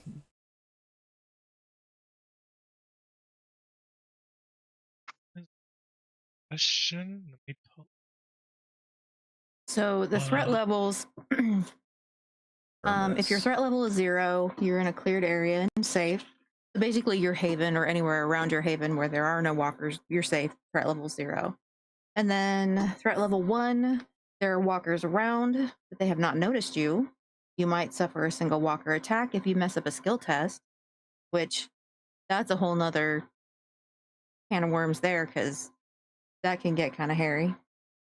And then threat level 2, there are walkers close by, but they're not aware of you yet. The GM can draw a map of the area and point out where the walkers are located exactly. So basically, you know there are walkers, but you know where they are. So you're Right. aware of them and you know their location. 3, the walkers are aware of you. Bad news bears. All nearby walkers will shamble towards you, and you must fight to get out alive. And all the player characters take 1 point of stress, Just which slash makes quit. which makes it more likely that you're gonna mess up a skill test. Well, the stress dice work the same in this game as they do in all the Free League games that use the Year Zero engine. Because I mean, stress dice give you an extra dice to roll. It also, you're right, it gives you an extra opportunity to fail, but it also gives you an extra opportunity to succeed. And then True. threat level, that's true. Threat level 4, the walkers are closing in on you. 5, they're at arm's length. And at threat level 6, they are in your face, surrounding you. I mean, I'm sorry. I like arm's length is like. Get up out of my that's face, close- man. That's close enough, thank you. Yeah, that's close enough, man. That's, like if you're at arm's length and you're a zombie, you're too close. As a matter of fact. Yeah, they Like, definitely have no concept of personal space. I mean, I was gonna you say know, you need a Indeed. social distance. You need to get all the way over there. 20 feet back. That's why the best weapon in a zombie apocalypse is a shovel. Backs shovel, combat shovel, trenching Mhm. tool. Just Yep. whap. Especially one with a long handle. I can whack you across the head and dig your grave at the same time. what about a garden rake? I mean, Garden rake would work too. that could Maybe. work. I But mean, then you have to contend with pulling out the rake. That's true. It would be harder because there's more prongs on it than a combat shovel. Get you a spear. or I mean, just, they do just this get quarterstaff. spears. Quarterstaff, yeah. Or like I said, get you a fucking hammer. Poleaxe. Just pop. What if you were Axes that are guy heavy. who just ran around with a bag of grenades? Then you are incredibly lucky. And yeah, you're incredibly lucky until You're you just like, run out. Until you run out, man. But also keep in mind, sound does draw more, so Yeah. gotta. it would be weigh the fun pros while it and cons lasted. there. Yeah, All Well, right. Yeah, So those are the 6 threat levels. Dead or in your face, bad news bears. You got a problem. yeah, fuck that noise. So at level 1 and 2, you actually have a chance of completely avoiding the walkers. What do you think about that? I mean, how would that be represented, do you think? If you were you're a player and you're at threat level 1, threat level 2, so you have, you're in the midst. I mean, they're there. You know they're there. They just don't know you're there. So what would you do to protect yourself? To not draw Be very attention? quiet and back away slowly. Yeah, I'd go the way I came. It like Mhm. quietly, and since I would just turn around, about face, and head right back the way I came. Kind of like my wife will when she say starts that's- talking about the honey-do list. Back way slowly. Does she watch the show? I don't know. Greg? If she's You might talking wanna to cut you this out. about the honeydew list, you're already at threat level 3. I was gonna because she's say, aware of you. I will say Yeah, that's but I'm one of old the enough I hardest- can claim what? It's like, yeah, talking to my good ear. Oh, That man. doesn't work either, but anyway. But yeah, no, I'd just turn around and walk away quietly and slowly, unless it's bacon, in which case I'm risking it for the. So disguising yourself as one of the dead, and we kind of talked about this earlier, and how, obviously the show's kind of pointed out there are some things that can kind of that doesn't necessarily work very well with, like if it's raining. But disguising yourself as the dead essentially only works up till threat level 5. So it could help you avoid them knowing, you know, they may know that there's living things around at threat level 3, but they're not necessarily going to know that you're one of them. So I got a question. Yeah. And I mean, this might be a show specific thing. But why does it work? Like, what makes it not work? Like, obviously, take away the elements of rain and what have you. Like, do they get smarter if there's a swarm around? Do you think? Did they get what? Smarter. I think in the times that they have shown people on the show using walker guts as a disguise, the people trying to go through sort of panicked and stopped kind of walking through and kind of pretending to be walkers. You stop acting like the dead. Okay. So when you start making more noise, you start moving faster. That's a sign. That's so why I think the Whisperers are interesting. I'm in that section of the show right now. That is with the Whisperers. Faction. Because they can go through rain. They can be in that threat level even 4 or 5 and be totally fine. Yeah, but they're like literally skinning zombies and wearing the rotting flesh. I mean, skin. Yeah. Look, maybe since we're all infected, they're like whatever. But I'm sorry, I don't want to catch whatever the fuck that shit is. Yeah, I'm not doing that. Like, well, the interesting thing is with the Whisperers, though, you do see them kind of curing the skin almost. They do show the process of like skinning off the face and going through that process to make it so that you're not like getting zombie guts in your eye every time you put on your mask. Absolutely not. Hell no. I'd rather fight the zombies. I'd rather fight the zombies. You ain't gonna catch me walk around. I'm not saying that's a way to live because clearly it's not. It's a cult. It's bad. The fucking zombie face on. No, hell no. But it was super smart. It was. I mean, it was super smart. Well, you think about that. You get attacked. Your group, your haven gets attacked, and these people are coming into your haven, and you're like, what do you want? If you want supplies, we'll just give you supplies. And they look at you and they're like, no, we don't want your supplies. We just want to wear your face. Oh, yeah, we just want to add you to the horde. Yeah, no. That's what I say. That's what they do. Yeah, I'd save the gun for them. The guns and the grenades for them. That's the sneaky part, is that you have to watch them really carefully while also watching the other walkers. Make sure that you're not going to get bit by actual walkers.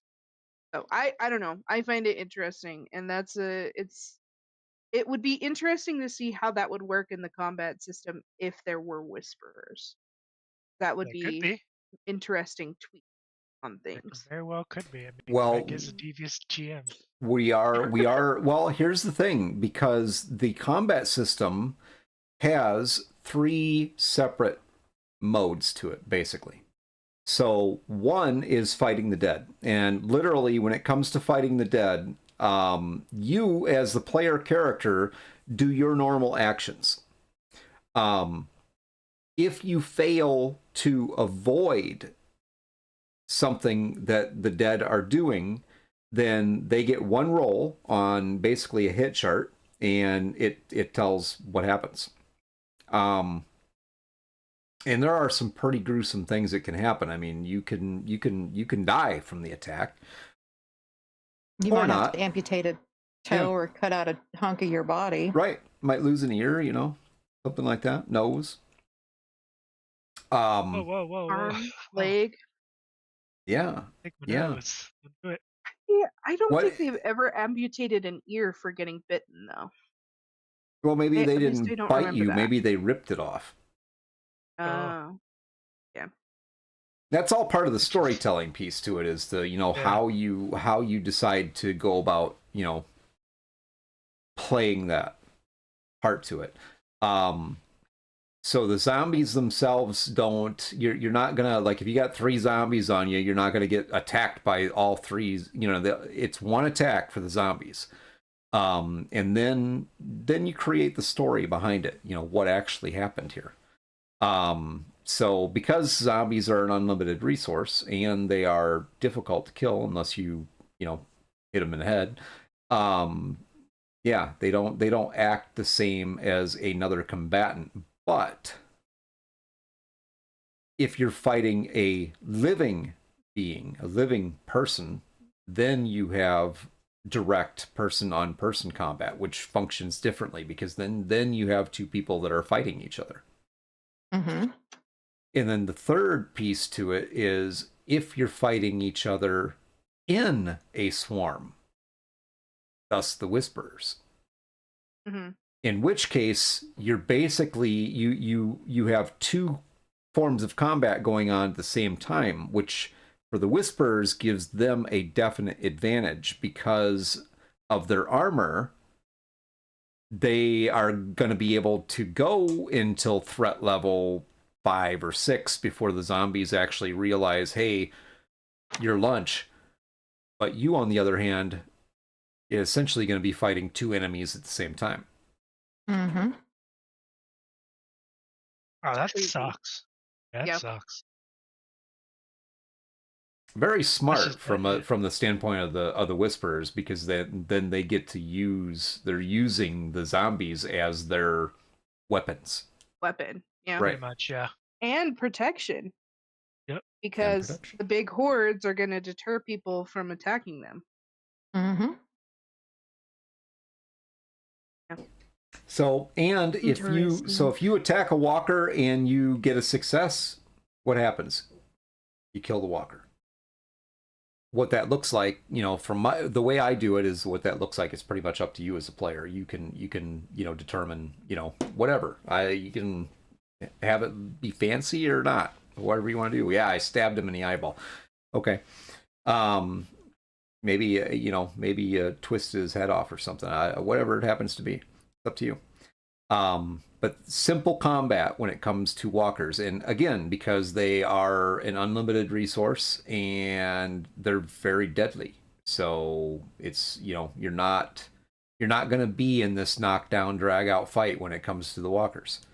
You don't want to fail against them, because then you have a problem. Lunch. Mm-hmm. I will say the walkers are probably easier to kill than the xenomorphs. So Oh yeah. there's at least that.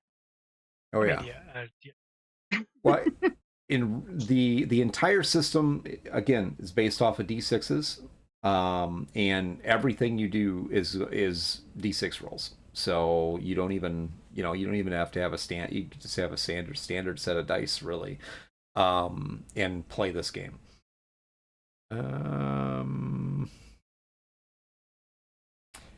So, what are your thoughts on this when it comes to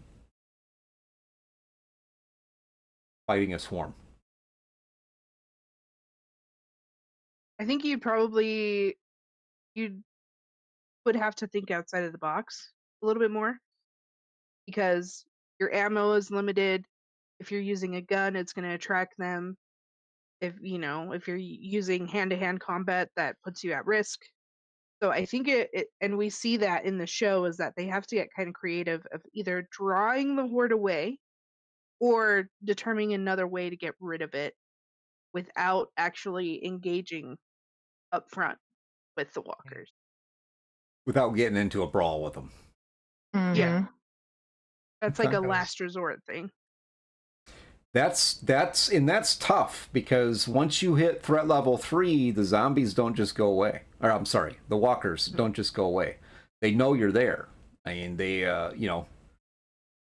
they may just, like, if they can't reach you, they may just mill around outside of a building, or, you know, something like that. Yep. So you got to be creative about how you escape them at that point. Hammer. No, because then you're up front in their face. and they see Oh, well, you, and you're making more noise. I have a 3-foot hammer between me and them. That's okay. You get yourself a bunch of drones and attach radios to them and send the drones out, and hopefully they follow the drones. That's Yeah. not a bad Or- idea. Like the Saviors, they had the fat lady. They had that Mhm. giant truck that had all the stereos Mhm. Oh, set yeah. up, and then they blasted the music, and one guy just drove the horde away. What happened to that one guy? He drove back. He turned off the music and drove back. You Yeah, got that lucky. much. That's what happened to that one I guy. was gonna just come pop a Yui real quick. Let me turn off the music. I'm just gonna. Don't mind me. Yeah, that might be. I'm just going home. He did get lucky because I can only imagine how many zombies and walkers I mean- came after that truck. Well, and In the amount theory, of that's what stalled happened. vehicles on the road and Yeah, the that's number of another- yeah. ways that you could get stopped in a vehicle trying to drive away with zombies following you. That's scary. Yeah, you would definitely Yeah. want to know the road you were going down had been cleared. Absolutely. That Which is at that one thing. point in the story, they did know that It because is, they would okay. kind of scout out their location. Location. Right. That know is the, one know of the the routes. terrifying things. Yeah, that's one of the terrifying things I think that kind of goes unrecognized is the lack of mobility in a vehicle. Like for the Mhm. most part, your ass is walking. Because all the cars and shit are all over the road. Unless you have a vehicle that can go off road, you're sticking to established roadways and all that Bikes. shit again. Well, I mean Bikes that's are why. useful. Yeah, that's Horses why are Daryl. useful. Horses. Yeah, that's what Daryl had his I'm motorcycle. talking like pedal Oh, bikes. yeah, well, yeah, that too. I mean, that too. Yeah, All right. motorcycle, anything with 2 wheels that's small that can kind of maneuver. So when it comes to swarm combat, there's the moment of truth, and here's the spot. Here's the spot where you get to find out whether you really are like Shane or not. Because one of the actions that you have as a group, so you have to act as a group, but as an individual player, one of the actions that you have is to sacrifice another. So you can choose to sacrifice somebody in your group. if you're Can that in be swarm combat. NPCs? What? That is the question. Can that be NPC? Yeah. We're going to 'Cause need that's some a more whole NPCs. different. Yeah, that's a whole different conversation. If we I bring the know, man. NPCs into it. If you're bringing Oh. NPCs along with you, though, I mean, if you got a group full of player characters and at the start of the round, one or more of the PCs, so, one or more of you can decide to try and sacrifice someone else to the walkers to get away. So I'm do- assuming you can sacrifice yourself, though, right? I'm sure that would count. I mean, it's called sacrifice another, but I mean, you could sacrifice yourself. That's And is it like an you automatic? could death? all have a big fight about, no, I'm going to sacrifice myself. No, you're not. I'm going to sacrifice myself. I don't Draw straws. That's straws. know. Rock, paper, scissors. Oh yeah, but like is so that sacrifice is an automatic death, mechanically speaking, or is that up to the GM? Well, you still have to make the opposing rolls. And there is potential that even though you decided to sacrifice someone, they may still survive. They're just no longer part of that. Well, I don't want to put it that way. It's not they're no longer part of the group, but for the swarm attack, they're no longer get the benefits of that group. The group they're rolling Right. as. a They're now single- by themselves on their own because you Oh, that sucks. you pushed them out there. Shot him in the leg. So, note to self, anytime we leave the Haven, we need to have a whole bunch of NPCs with us. That we don't care about. That we don't care like. about. That's Mhm. why Bob never goes anywhere with you guys. Is that first chance they get, they're gonna shoot me in the leg, just like they did Otis. Bob is a freaking resource, though. Yeah. Justice for Bob. Come on now. So Oh, man. What else? There's a few different actions that you can take when it comes to, because ideally you split your map into grids, and the maps in the books are kind of set up that way if you want to use them that way. So if you're going to use the maps, you want to split it into grids, and then basically each grid is a section that you would potentially be acting upon. I'll put it that way, because I mean, you got different things you can do. You can try to clear out a section. Might not be a bad idea to like try to clear out the sections around your base. Doesn't mean that walkers are never going to come there, but it does mean the threat level will always be lower unless something happens to draw them in. And if you get to threat level 3 or above, just bear in mind that, you know, the walkers are they're not just going to lose interest in you. They're going to keep coming. The only way to throw them off really is to get outside of their sensory perception. They don't have good eyesight. They do seem to have a decent sense of smell, and then hearing. So you gotta kind of get out of that space where they can't hear you, can't see you, can't smell you. And then potentially they'll just keep going in whatever direction they were going, and you can circle around, do something, hide, and they'll walk past you. Or something is louder and shinier. Right, or something's louder and shinier and draws their attention away from you. Then it might not always draw all of them. I mean, you might have that one that's like, nah, this one over here just looks more tasty than whatever that is. I'm coming for you. Okay, that one gets the hammer. That one gets the hammer. That one gets the hammer. I will say that's one of the hardest things about combat in this game, especially where we're at in the timeline of things, is having to not metagame. Because you, especially if you've watched the show, you've seen it, you understand the basic concept of zombies. Right. It has been incredibly hard to be like, I can't just think outside the box and distract them away because I don't know if these people are actually dead. Yeah, like my character doesn't know what's going on and doesn't, you know, like it's this is all new.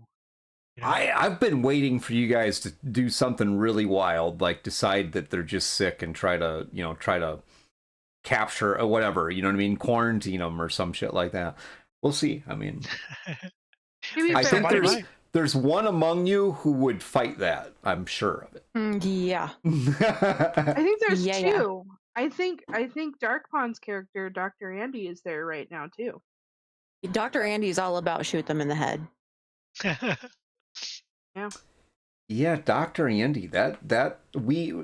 So our next solo piece might be Dr. Andy, because I you know, there's a lot going on with that dude. There's a lot going on with all our characters. They all have a wonderful backstory. So, you know, some of them are a little darker than others, and put it that way. But yeah, we'll get to all of those. So yeah, what? And I closed it. Anyway, so what are your thoughts on Havens? Yeah, I had to look at my notes.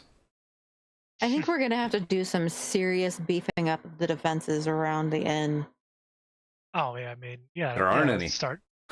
I'm imagining exactly. Yeah, I'm right imagining now. I'm imagining like the fence that Grandpa built in The Lost Boys. Yeah. God, that's such a good movie. We're gonna have to go like raid some Lowe's and some Home Depots to get a whole bunch of like really tough chain link and stuff put up. Problem is that fences. they're like hours away. I know that is a problem. No, they're not. Yeah. There's a hardware store up the road from there. See, that's one of the benefits of okay. using the actual location, like what we're doing is, at least initially in the like season 1. I mean, there'll be a lot of the, you know, what's really there, and there's a hardware store like, I don't know, a few miles up the road from where The you're only at. problem with that is we're not going to be able to special order anything that we need. Nope. That And is I true. mean, how have close to is the play nearest the- Lowe's and Home Depot? I can't answer that off. Maybe Pinedale might. I don't know if they'd have a Lowe's or a Home Depot. Probably not. But well, in that case, Nova's right. You're probably talking like 100 miles. Couple hours, yeah. Yeah. Oof. Yeah. And Yeah, going you're- into a Well, more highly populated area that is going to be full of danger and walkers. Yeah. Yeah. and more population, which Uh-huh. So you have Yeah. to deal with more people. let's go to where there's And- more yeah. walkers to get our stuff to protect ourselves from the walkers. Yeah, no, I think Fantastic we've got a whole idea. bunch of I think we've got a whole bunch of trees we could potentially not chop down. I was gonna Like, say, I think chop we've got a down whole lot of bushes, things that we can do before we have to I go don't raiding know. some hardware Like- stores. make a couple, make a palisade, wooden fort kind of Mhm. deal. Oh, that Yeah, would yeah. take a long time. Roll up them sleeves. Hey, you got a gas station, so I mean, you got fuel, right? For Yeah. now. For now. Might be Or able maybe to. I can gas find a station hardware versus- Might be able to find some equipment. There's a post office. I think there's Send out your a last letter. send out your last letter. I think there's a trucking company that's right close by there too. So There's campground. I mean, realistically, if we could find some trailers, some of the big like Mm-hmm. cargo trailers or train cars, those would make really good Yeah. fences. Or I would say, I mean, if at all possible, still work. Just have Yes. a mobile. Just jump on the train. yeah, Infinity there is. Infinity also is a character on the stream as well. There is a Yep. feed store. It's it's a small community. And really it's kind of a grouping of small communities. You have Pinedale just to the north of Boulder, which is a little larger, a couple thousand people. So it's not like a lot of people in the area. And that was kind of on purpose so that we could have so that we could do the story piece and actually tell the story of these folks and what happens to them, you know what I mean, and not have it be just a constant frickin' gotta fight all the time to gotta fight zombies all the time because they're everywhere, like it would be in like a New York City or even like Mhm. Atlanta area or something like that. And it's not that you've already encountered walkers, but not on any type of scale. And you will encounter more, and you'll probably encounter other survivors as well. Those are the worst ones. Not We do everybody's- also have not everybody's a bad, river are and a they? creek. Yeah, I don't trust it. I don't trust it. Don't trust what? I don't trust other people in a situation like this. Hell no. says the rock climber. But that's the problem is that people are a resource. I Like, mean, that's one of the do you- things Negan got right. That people are a resource. And they're important to have around. yeah, but you've got to be able to trust the people around you. Right? But Like you can that's have a the whole bunch of problem. people around you, but if you can't trust any of them, that's a problem. I think earlier on it would be easier to trust people. They aren't hardened by the world yet. That's true, but They haven't know, lost their minds. I'm giving a couple of people some side eye because I'm not entirely sure that they trust me. So, That is the which is beauty. valid. That is the beauty of our story, though, is you too often when it comes to an RPG group, what you tend to do is the group tends to get into groupthink, and they get into lockstep with each other, and they start thinking from the standpoint of, as a player, what's best for the group, what's best for for the group overall, what's the good thing. And I like the fact from a story standpoint, and especially with this system, that we're able to maintain a sense of individuality. Yes, there's a group aspect. Yes, but each one of these characters is an individual person, and it's important that we know that individual person's story. You know what I mean? How they are going to survive this. Maybe it involves. And realistically. Go ahead. Go ahead. I was just going to say, maybe it involves the rest of the group. Maybe it involves, you know, their how much of a contributor they are to the group, or maybe they're, you know, more like Shane or Carol, or where they're, you know, they're more independent. Yeah, or Daryl, or like, yeah, right. You know, yep, and that's true. Like, and I like that because, again, circling back to the player versus character piece, you are 100% right, Greg. A lot of players will play their characters from the perspective of their players instead of playing character.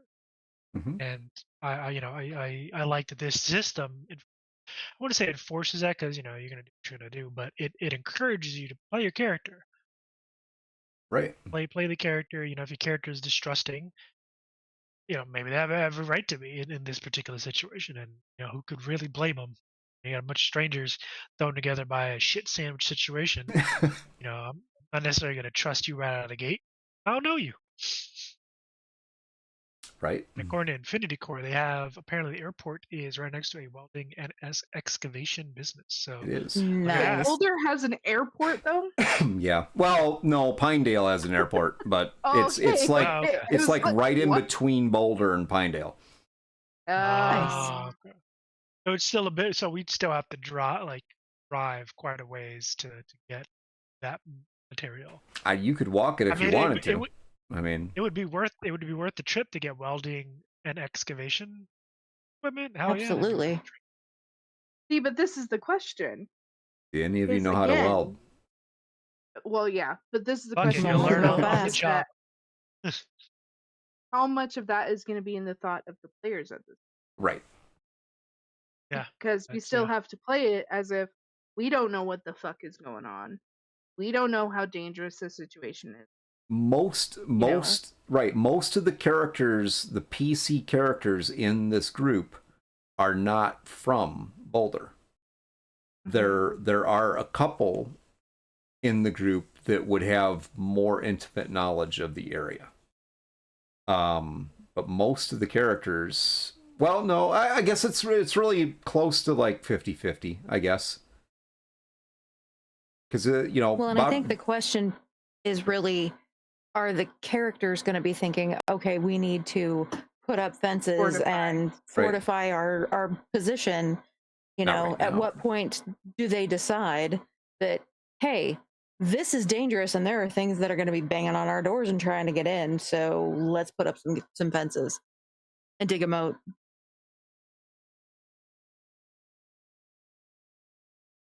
Yeah, and then that begs the other question: is, does this group stay in Boulder?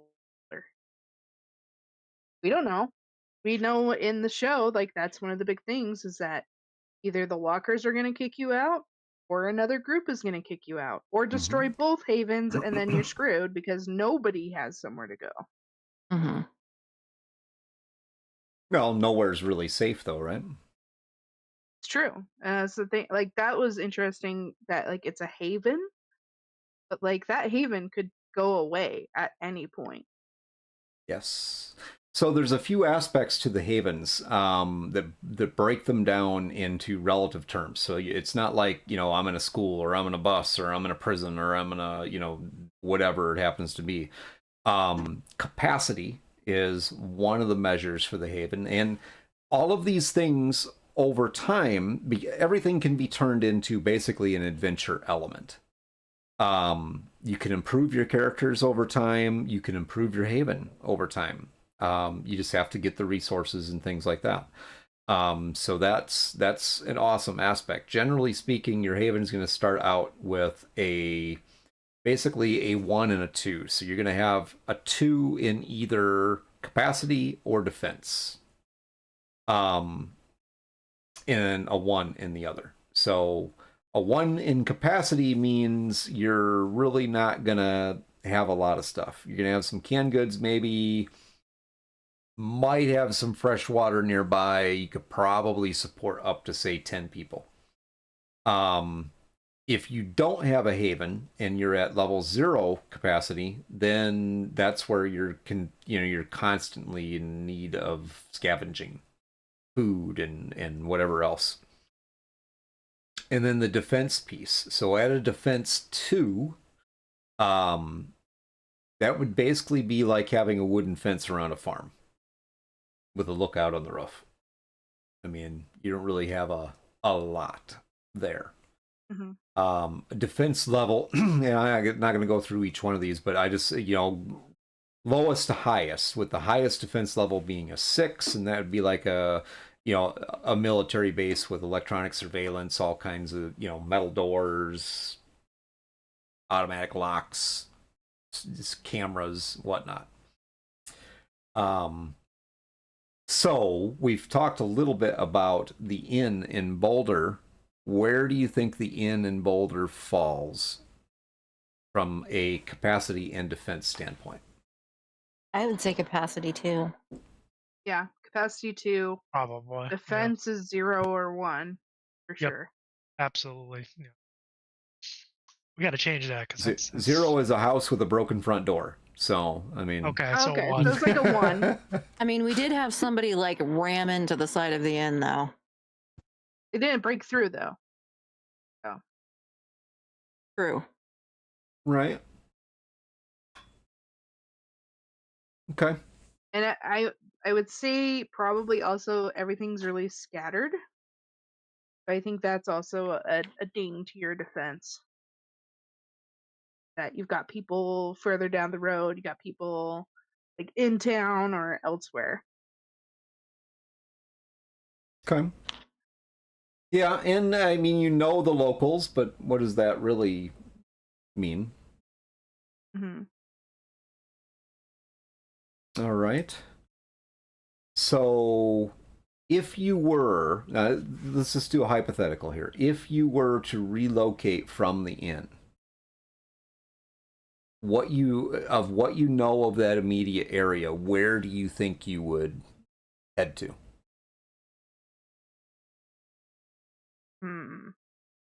And why?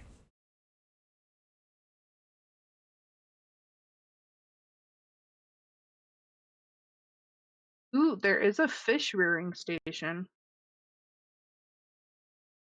I'd personally probably head to the post office.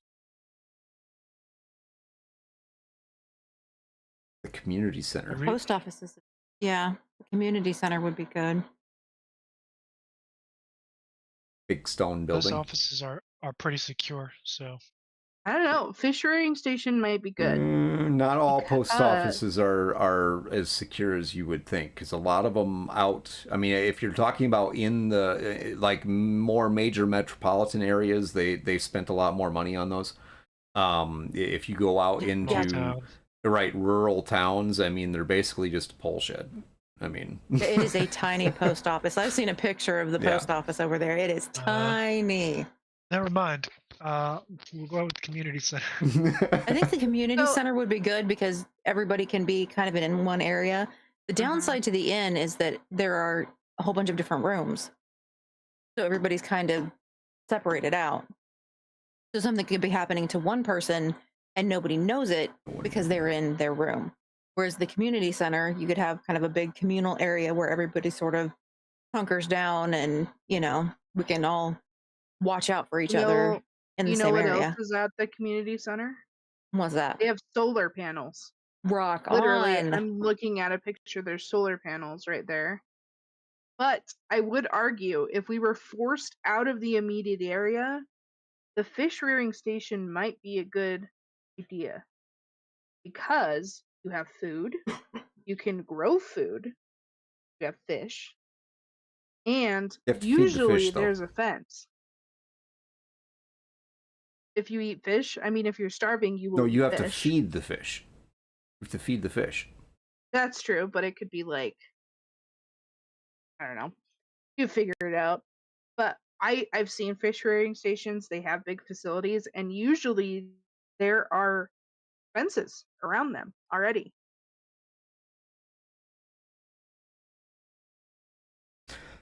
There's also the O'Connor cabin, The which O'Connor has solar cabin power and and a pink bedroom. backup generators, and it's not big, so being able to fortify it wouldn't take as much material to do the fortifications.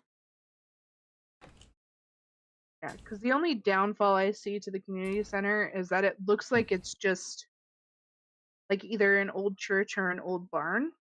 So Mhm. it's literally just one big open space, I think. So here's one. Okay, so there's a couple drawbacks to your haven that we've kind of discussed that are handled in the game. One is that if, like, say, a horde comes or a swarm comes to your haven, unless you are really creative, in other words, figuring out how you can draw them away, your haven will be overrun. And the defense level determines how long you can hold out. So, like, with the inn, at a defense level of 1, it would literally be seconds. You would not be able to hold that position very long.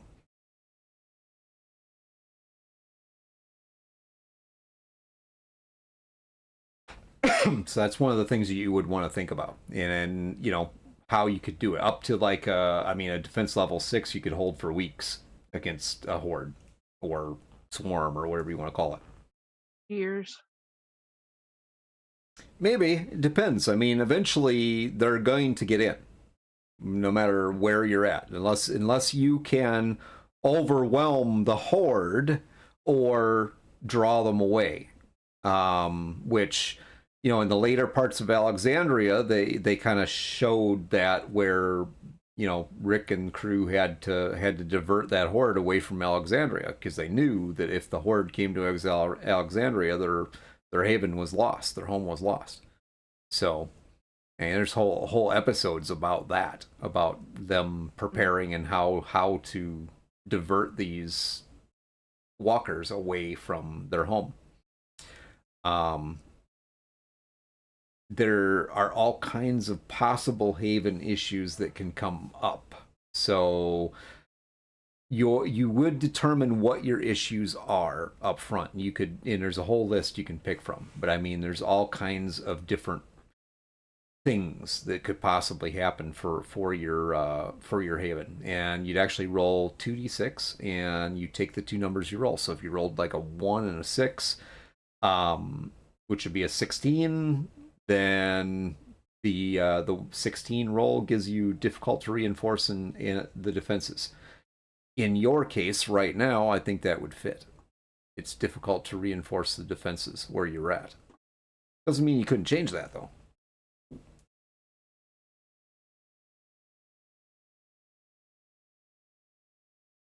So that's actually a good question. What thoughts do you have about? I mean, we talked about heavy equipment and stuff like that. I mean, how would you reinforce the inn? Well, if we've got the excavation equipment, I'm not against digging a moat. Dig a moat, fill it with gas. That's the problem, is do we have enough gas and resources to actually do that? Yeah. It'd probably be faster and easier to build a fence than dig a moat. Mm-hmm. I don't know. What do you think, Rob?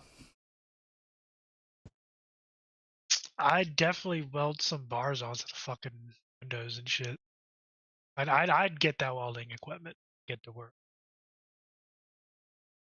I'd weld some internal security bars on the inside of the doors. Maybe try to reinforce the frame or something. Put together a second and maybe tertiary exit. Okay. Yeah. So you're thinking like the immediate stuff. So short-term thinking.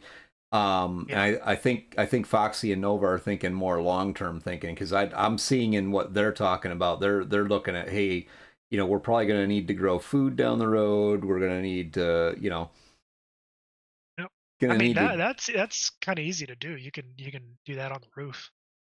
Set up hydroponics and grow stuff on the roof.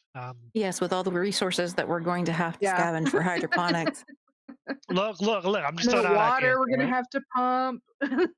Well, you gotta Tossing out think. You gotta ideas. think about the climate. You gotta realize out there in Boulder, like right now, it's probably like 5 below. So. Probably, Yeah, I mean, unless we can find ourselves a Harbor Freight and get a greenhouse kit somewhere, which is not out of the question either. Oh yeah, it is 6 degrees. Whoa.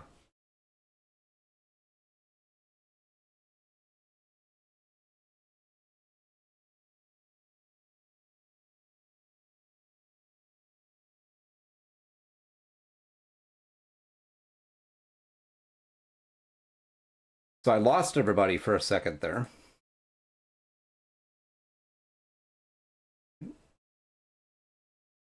Hear us? Oh, he's probably pulling us. Yeah, Yep. everybody just got bumped out. Well, boo.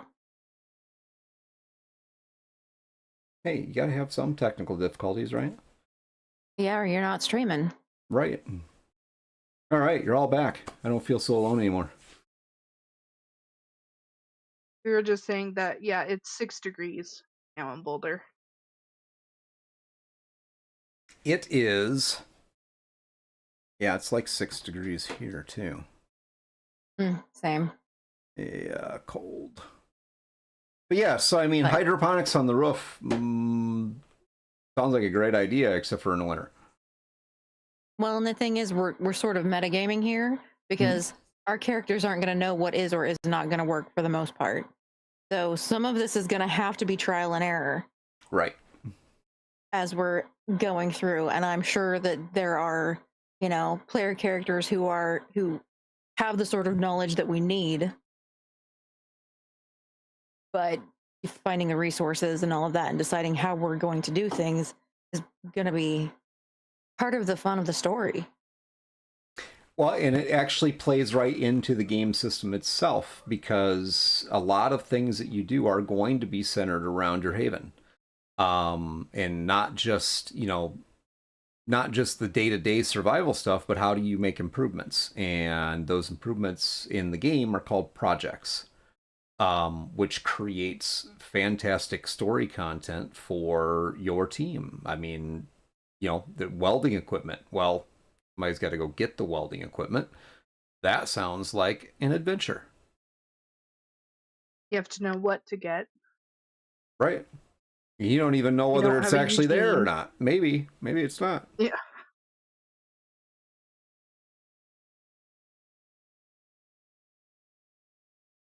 But yeah, there's all kinds of fantastic things that you can do there to to really perpetuate the story, and where the books help you with that by providing some insights, basically, to give you ideas. You wouldn't think it's hard to create adventure based on a system like this, but if you're doing if you're doing one shots where it's all about just fighting and killing zombies, then yeah, okay, that's pretty simple.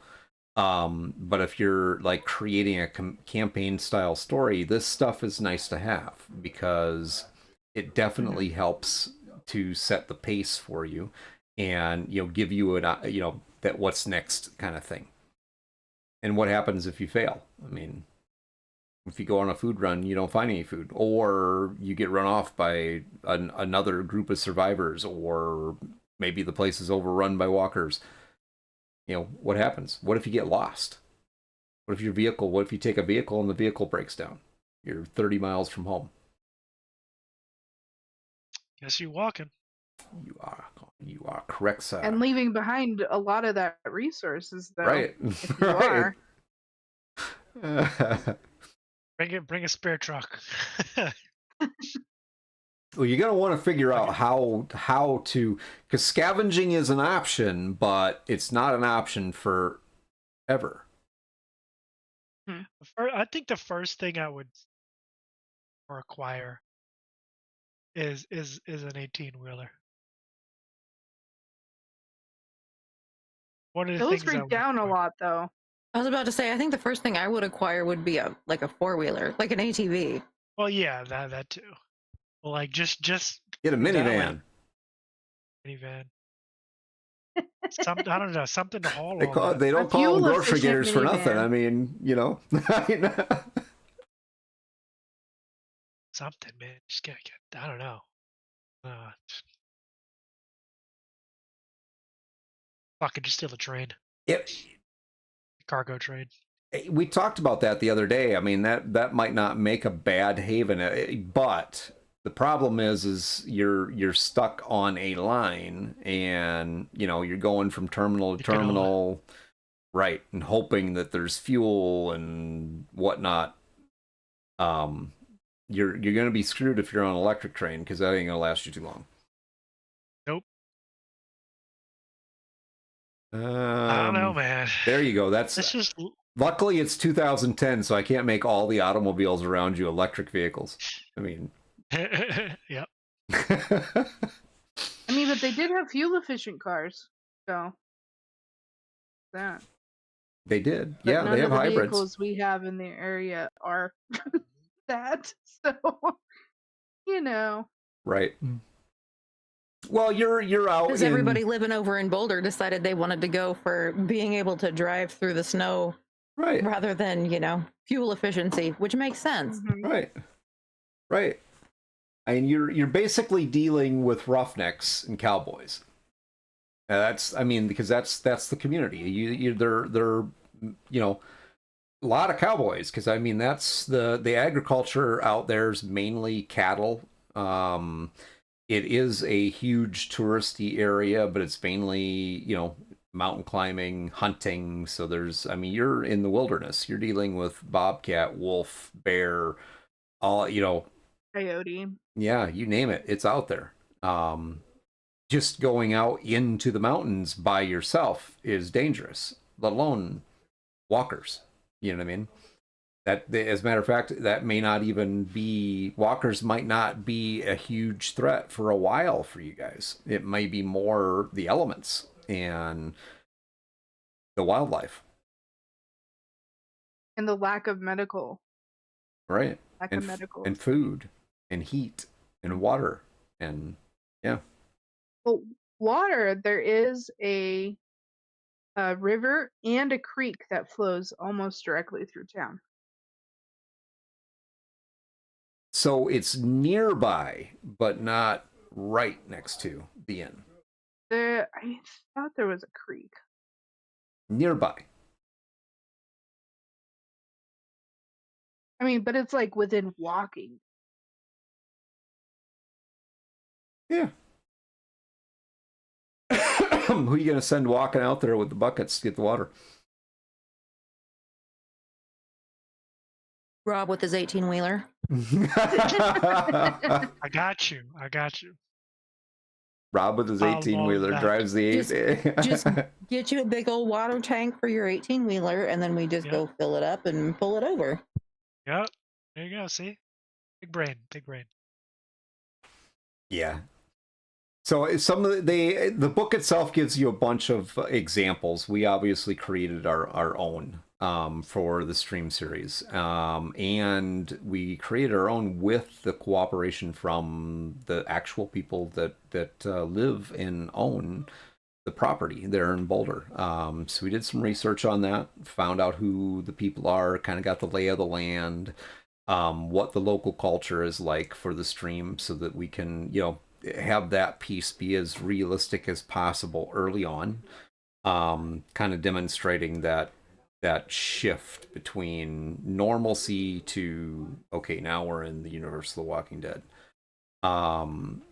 And that has been awesome. I definitely want to do, a shout out to the people out there, and the Burke Steele and his wife, which are the owners of the Boulder Inn, and they have been phenomenal to work with. And they have a beautiful little place out there, which they have allowed us to, in our imagination, make into our little home for now.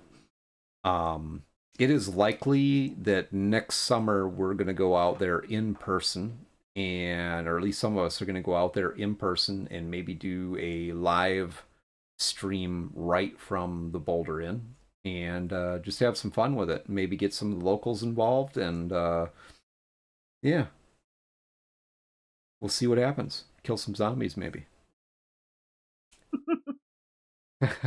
Yeah, I think that would be cool. I think so as well. Yeah, they're excited. And hey, we can rent out the community center for the whole weekend for $500. There you go. You know. Hey, what a deal! Maybe we just throw a little game con while we're out there for all the 2,000 people that live in the area. It is, it'd be fun. It'd be fun to just really, honestly, it'd be fun to just support the community because they've been very supportive of what we're doing, and I, very thankful for that. And I think it's just absolutely awesome that we can take this, not only having it be an online thing where it's out here, it's available, anybody can see it, anybody can engage with it. And then actually take it into a small community like that and be able to engage with those folks. It's just, I love it. It's fantastic. And they're huge Walking Dead fans. They are huge Walking Dead fans. Absolutely. Matter of fact, Burke has asked, but basically asked, Valen told me that I should make him into a zombie at some point. So We'll see. We'll see what happens. We may have a guest appearance. I'm for it. So I think we have a little bit more that we can talk about here with the where and when piece, but we've kind of mixed all of it together and jumped all over the place. So before we kind of go into wrapping things up here, I did want to talk a little bit about what we are. So we've been talking a lot about the stream, the wildfire stream, and what we're doing there. We have a running story based in the world of the Walking Dead universe that we run every 2 weeks right now on Saturday. And it's ran live on Twitch. We'll be taking those Twitch streams and making them into a video presentation for YouTube. So the folks on YouTube, you won't be able to watch us live on YouTube, but you will be able to watch us live on Twitch. And we'll break that up and put it on YouTube. Their season 1 is really going to be heavily in the story piece, that transition from normalcy to the world of the Walking Dead. We've also started doing some backstory pieces with the individual characters, so you can kind of get to learn about those characters and why they are the way they are, what brought them to this point in their life. And we actually started out this last Saturday with Astrid, which is Foxy Project's character. And outside of the sound being a little off, which I apologize for, tried some different things that I wasn't used to, and yeah, it didn't work very well. The story is awesome, and we had a tremendous bit of voice coming through from Loco, who played Astrid's father. So that was awesome. Thank him very much for that. And we'll be doing that for each one of the characters. I did want to just throw out there real quick for everybody who's watching. Check out the story, and if you like the story and if you're interested in 2 things. 1, playing this game.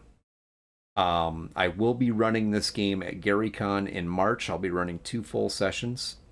So if you're thinking about going to GaryCon or you're going to be at GaryCon, hey, sign up for the game, come check it out. We'll have some fun.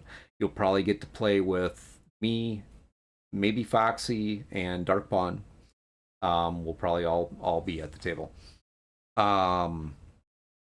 And then 2, if you're interested, if you're not going to be at GaryCon and you're still interested in getting involved and maybe even joining us on the stream for an episode, there is an option to do that.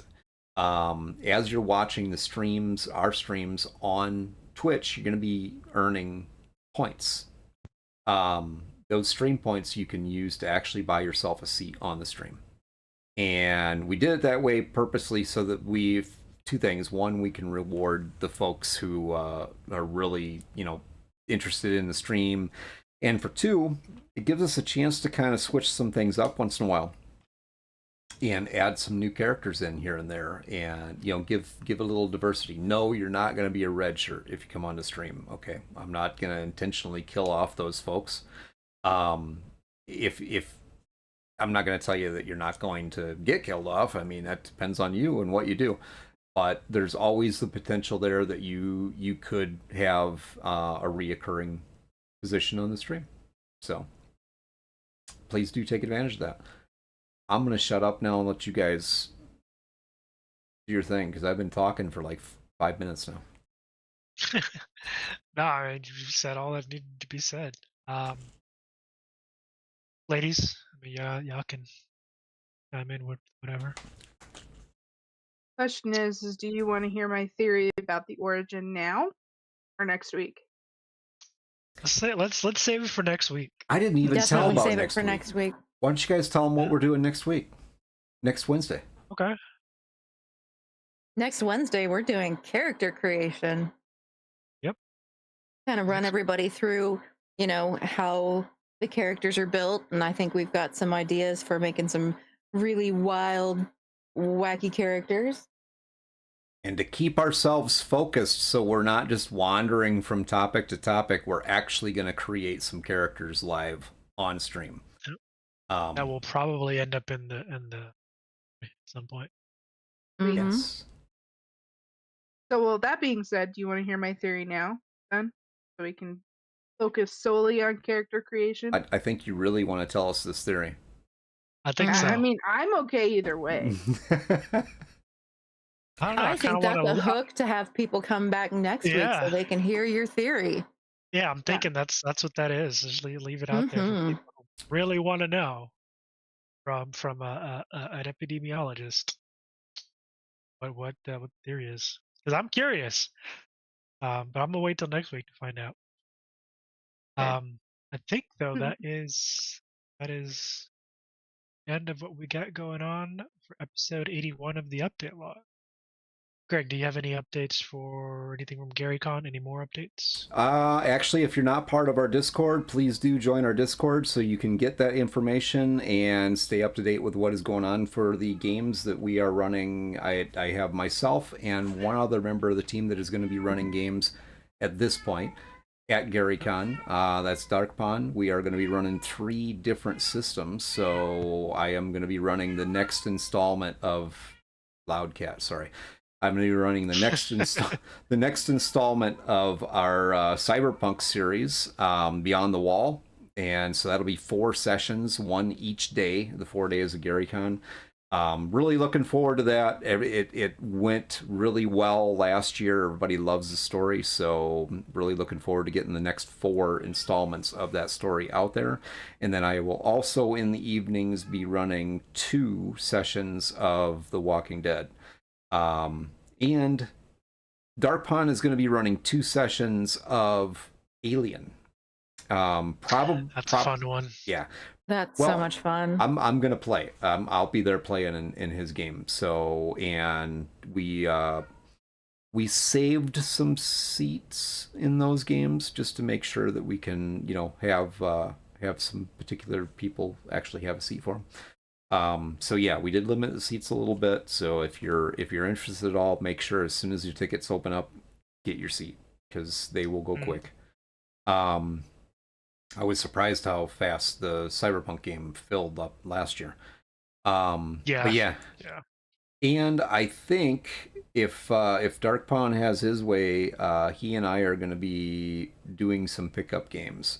So if you are either planning to run something there, or if you are participating in some other game, and you would like us to join you, then definitely get on the Discord, pop me a message, pop him a message, and let us know. Obviously, we can't play in everything, but we'll try and pick a couple that we can jump in on and play some pickup stuff. Yep. But I think with that, that is the end of episode 81, guys. This is the update log. Thanks for tuning in. We'll see you next Wednesday as we jump into character creation for The Walking Dead. Have a good night, everybody. Thank you Yes. very much. Thank you, Chloe, for jumping in with Night, us. everybody. Yes. Thank you Yeah. for joining. Yep. Thank you to both Foxy and Chloe for joining us on this particular episode. It was fun. I am going to raid us into Stormkeep since I see that he is on. So my horrible raiding skills, everybody gets to see them right now. 2025 and nothing's changed. Yeah. I mean, just make it look like you know what you're doing and nobody's going to question it. That's. Oh, You'll be fine. I make it look like I don't know what I'm doing because then it lowers the expectations. I mean, that is one way to go about it. Yeah. All Most right. definitely.